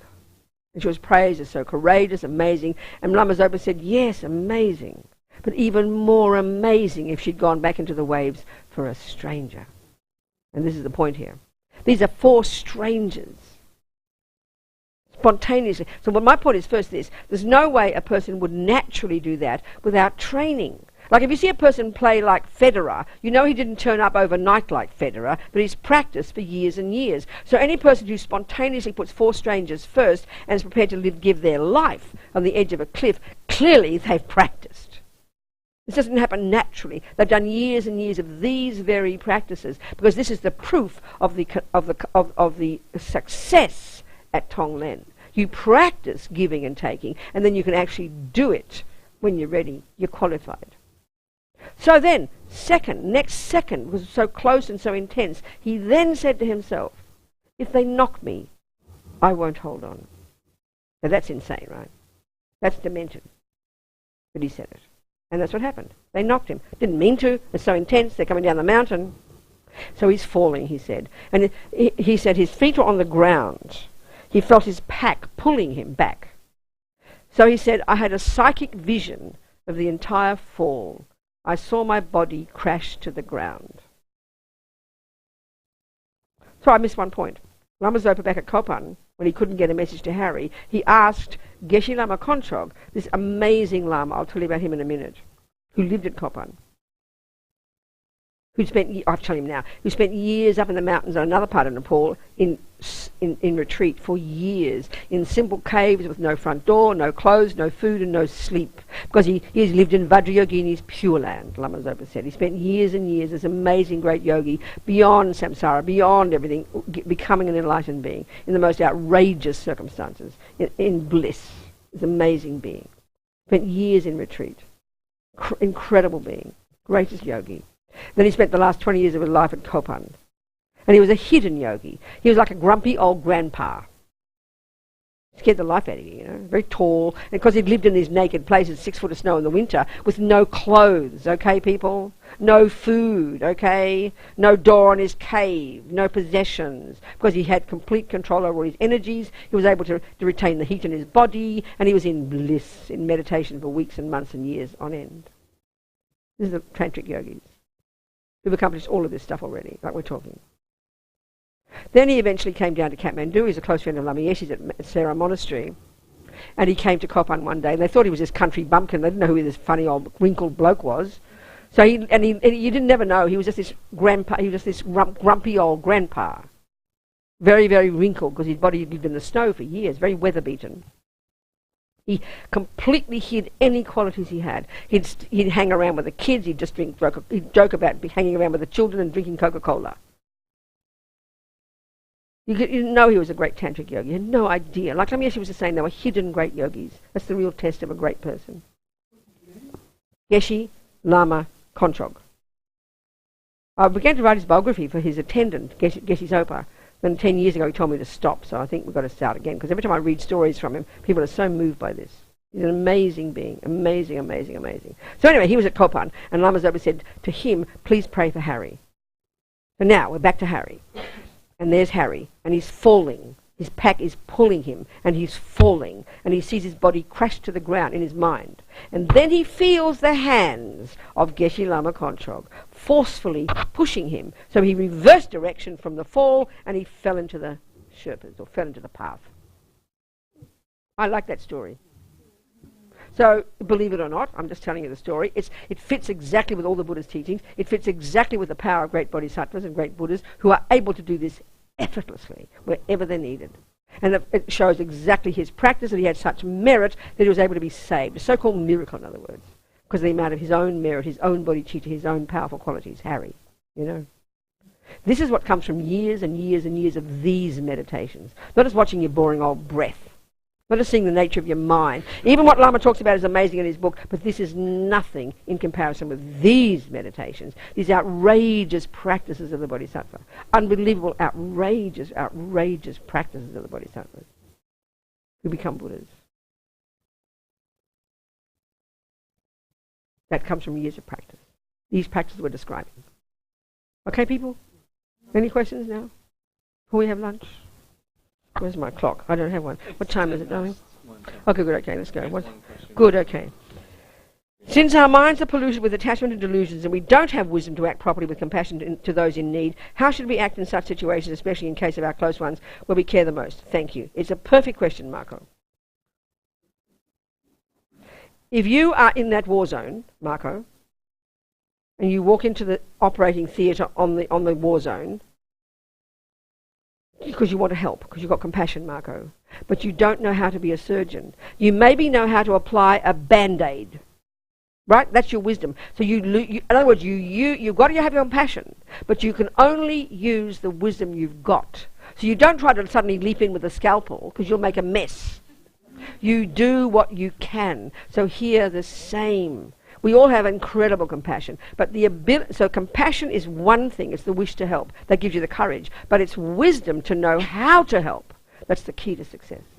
So that's the answer. You've got to use what wisdom you've got and be, like we were talking before, be prepared to know that you maybe can't help.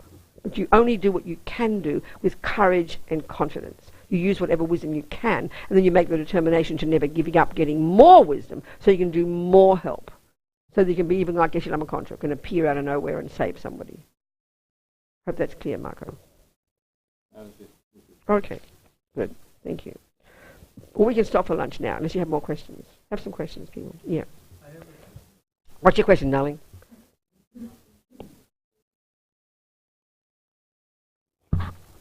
Yep. About Tonglen that I yes, that I was get in contact with quite early in my in learning about Buddhism. Good, yes. And then I also see it in other friends, and I wonder, is it like this compassion wing? Can it be like dangerous to do like some?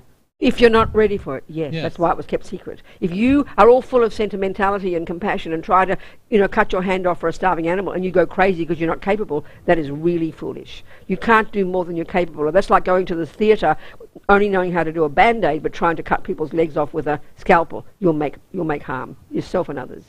Do you hear me? Yeah, that's the answer. So practical. So of course it's practical. Avoid Tonglen or like. No, you practice doing it, imagining it. There's nothing wrong with that. You're not doing it yet. You're imagining. So that prepares you to do what Harry did. If Harry hadn't done years of retreat imagining it and getting genuine compassion, he could not have done it. If you haven't been to medical school, you can't get to be a surgeon. So going into meditation is like going to be a surgeon. Then you're ready to actually do it. So of course you must do it. You sow the seeds. But don't try to really do it, because you're not ready yet. But you practice thinking it. That's what meditation is. You're training your mind. Yes. Do you understand? Yeah. I just wanted to have it clear, because that's like first the wisdom and then the compassion, and then I'll be like, oh, shouldn't I do this or that? Are you understanding my answer? Yeah, so I good, understand. thank you very much. Thanks. I'm very happy. Thank you. Someone else.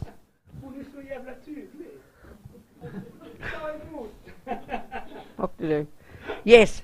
Sweetie. I think that everybody has something like that. I have two friends, and one of them I know maybe 40 years, and every week, at least once a week, she call me and she tell me her problems, and a lot of problems. Yes. And I can tell that it's the same problem. Yeah, of course, that's right. No, 10, exactly. 20 years. Exactly. I can just, you can even write the script and you can know. Yes. Okay, good. So then question. But I have very difficult to say no or stop or I see. something. I understand. And I don't have experience. I understand. So how long did the phone conversation last?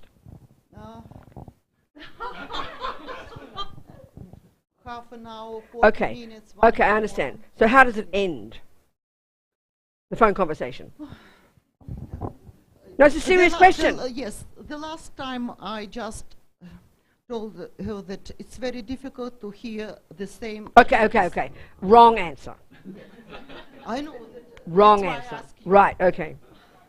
So you know this friend, you know she can't handle her problems, she doesn't have methods, so she's suffering terribly, so she goes like a broken record. We all know that. You never get further. She doesn't know what to do. So does she ever actually ask you advice? Does she stop and say, what do you think I should do? Does she give you that opportunity?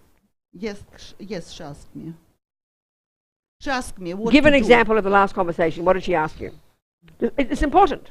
Yes. What did she ask you? important. The last, it was that she has 2 children, and she borrowed some money to one child. I understand. and Okay, it yeah, I was- understand. And the daughter said that she will not leave her money back I understand. because So what she did you doesn't answer? want I that your understand. brother will be Yeah. happy. So what did you? That's right. So what did you answer? What advice did you give? And she was crying and asking Yes. for money. So what? Who? My friend. Asking you for And money? yes, and she has No. I money didn't and ask she you that. Did she? I'm asking if she asked you advice of what to and, do. Both So what advice did you and advise her? I had bad experience before. I borrowed a lot of money. What and did she you advise couldn't- her?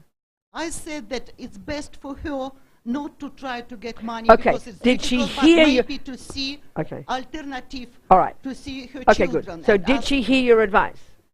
She said that she understands, but Good. at the same time, she said it every time. Okay, I understand. Okay. So what you're really noticing is she's desperate to talk. She can't handle her own problems. She's lost. She's confused. She's suffering. So, and you know she calls you. So you know there's nothing much you can do to help her. So listen.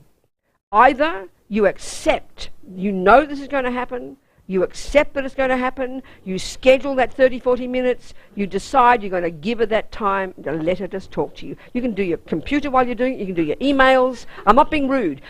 Be that you can decide. What I'm getting at is, first of all, what's important for you is to choose what you do. The usual one is you become a victim, you have aversion, you wish you'd hang up, you wish she wouldn't ring you, you're fed up with it, you're annoyed, you're frustrated. That's because you're not choosing.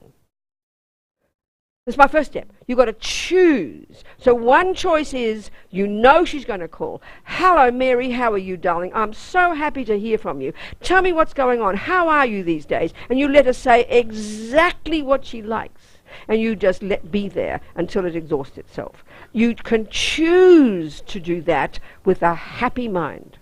That's one choice. The next choice is, you know it won't help her to say it all, so you can dominate the conversation. You can say, you know, how's everything? Oh, no, I do understand, darling. It must be so difficult for you. I can only imagine. But you've got the wisdom. You'll make the right decisions. I really, you know, I'm so happy to hear from you. Let's talk again next week. Bye. You've got to ask yourself why you don't have enough confidence to do that. Why you sit there, and that's how we all are. We can't stand our mother. We know she wants us every Tuesday. We dread the meeting. We go there with resistance and passive aggression. We're hoping, watching the clock to go away. That's the victim. That's the child. You've got to choose to be in charge of this. And so if you go to your mummy's, you know it's her time, and you do everything in your power, and you know you're there for your mother. I'm so happy to see you, mummy, darling. Oh, you don't love me. Oh, mummy, I do. It's like water off a duck's back. You are there for her. You love her. Now I'm going, mummy. See you next week. Bye. You've got to be in charge of it, knowing you can't help her. But just by being there, maybe being her friend, you can give a bit. But don't try to solve her problem. You either give her much time as she likes, or do other jobs while you're doing it, or you dominate the conversation with loving kindness. Oh, I know it must be so difficult for you. I can't imagine the suffering. I have such compassion for you. You are so wise. You'll make the right decisions, I'm quite sure. Don't try to answer her questions. Don't try to make it better. Either way you choose, this is the answer every time. You get my point? You decide, baby. You're in charge. Really, I decided. And you never say, Yes, but I feel not, excuse me, not enough. excuse me, you're not listening. You do not say what you did before. You're blaming her. Don't you blame her for being miserable because you can't handle it. That's your mistake. Your mistake. Ask what I can do in this situation. I just told you the answer. Do you hear it? But do you really hear it? But I didn't help her anyway. You can't, listen, you can't help her. Stop expecting to help her. And you've got to stop having aversion for her. That's what I'm trying to get at here. Okay, tell me what you think I'm saying to you. Tell me what you think my advice is. So I don't know if you're hearing me. You What's my advice? That your advice is that I have to choose the tactic what I will be happy, and anyway I can't help you in a practical way, so I can listen to her, or I can dominate and just tell that. What, darling? What's the second option? What would you do? With love and Optimism and confidence and cracking jokes about things and knowing and praising her. You're really, it must be so hard for you. I can only understand. I have such compassion for you. It must be so difficult, darling. I really understand. Not, I can't cope with hearing this anymore. That's your problem. Don't dump it on her. Are you hearing me? Then you'll be happy. Then you'll have a happy mind. You go to your mother and you give your time. And then you'll be happy because you're choosing. It's like my friends in prison who can't escape. They choose. This is my life, so they become happy. This is what I'm talking about the whole day. Are you hearing me? That's up to you. Don't blame her. We love to blame. I mean, you understand my point, which is what you're doing. That's why you get angry and upset and miserable. And you, oh no, my God, it's her again. Do you understand, darling? Do you understand a bit? It's perfectly easy, but it shows just how we give power. You're sitting there, this poor, pathetic woman, and you give her all this power, and you sit there like a little baby listening to her. You can say anything you like, but you've got to be optimistic and powerful and kind. And you just interrupt her. I understand, darling, it must be so hard. You let her hear positive, happy, optimistic words. And stop trying to solve her problem. You can't. You've got to realize that. Like in the situation here, we can't make people happy. So you be loving and optimistic. And then say, I'm sure you'll make the right decision. I do understand, darling. I love you so much. I have such respect for you. Talk to you next week. Bye, sweetheart. She doesn't know what's going on. You're completely just in charge of the conversation. So easy. You've got to feel that. But you've got to be genuinely kind. You hear me? Practice. There you go. So practice doing that. And she'll remember the words, I'm so good. She loves me. She'll remember that. That could help her. You're very wise. You'll make the right. I'm sure you'll make the right decision. Say. Do you understand me? Yes, empower her. So if she remembers anything, it won't just be her own misery. She might just remember your loving words. That could change something. But don't expect her to be any different. That's your mistake, not hers. This is the story of our lives. Our mothers, the people who annoy us, the irritating person at work, and we blame them, which is what you're doing. We're all the same. Do you understand? Have power, but be genuinely kind in it, knowing there's no benefit in 40 minutes of moaning. There's no benefit to her. So cut it. 5-minute conversation. Or let her rave on. And meanwhile you do your emails, you know. I'm serious. You decide, baby. You decide. You decide what's best. Then you'll be happy. Are you sure you understand? Huh? Yes, I understand. And you know you can't make her change. So don't try to. This is what we do if you've got a neurotic kid and you think you're supposed to give all the answers to them. You know it's not your job. They're just moaning to you because they've got to dump it on somebody. You'll make a right decision, darling. I trust your wisdom. They don't hear words like, nobody hears words like that. Mothers just moan, complain, boss them around because their own terror is running them. So if you're a brave mother and you've got this maniac kid, give them some praise. You're doing beautifully. You can decide. I trust your wisdom. You'll make the right decision, darling. Do you understand? I remember reading Michelle Obama's biography, and that's how she talked about her mother. That's a very brave mother. The mother and father were suffering, they had no money, but this constant way, the mother never bossed them and possessed them, and she had this wisdom to empower the child. No matter what was happening, you can make the right decision. I trust your wisdom. That's really brave coming from a mother, or coming from a friend. That means she has got some wisdom herself. Instead, all we hear from our mothers is their own panic, their own terror. Do you understand? No wonder we get mad at them. So you've got to be courageous to do that. That needs courage. And the point is this too. When we know our own mind and our own misery and our own hopelessness and our own victim mentality, then you will understand hers. That's why compassion has to be based on your wisdom about you, because we're all the same. Does that make sense? Let's have lunch then. Have a short lunch, because we're running out of time today. We've only got to 4 o'clock. So eat your lunch, enjoy, and then see you whenever you come back. It's fine. Have 90 minutes. I don't care. But whatever. Just and don't get indigestion. Just eat and enjoy. And chat, talk, discuss. What time is it now?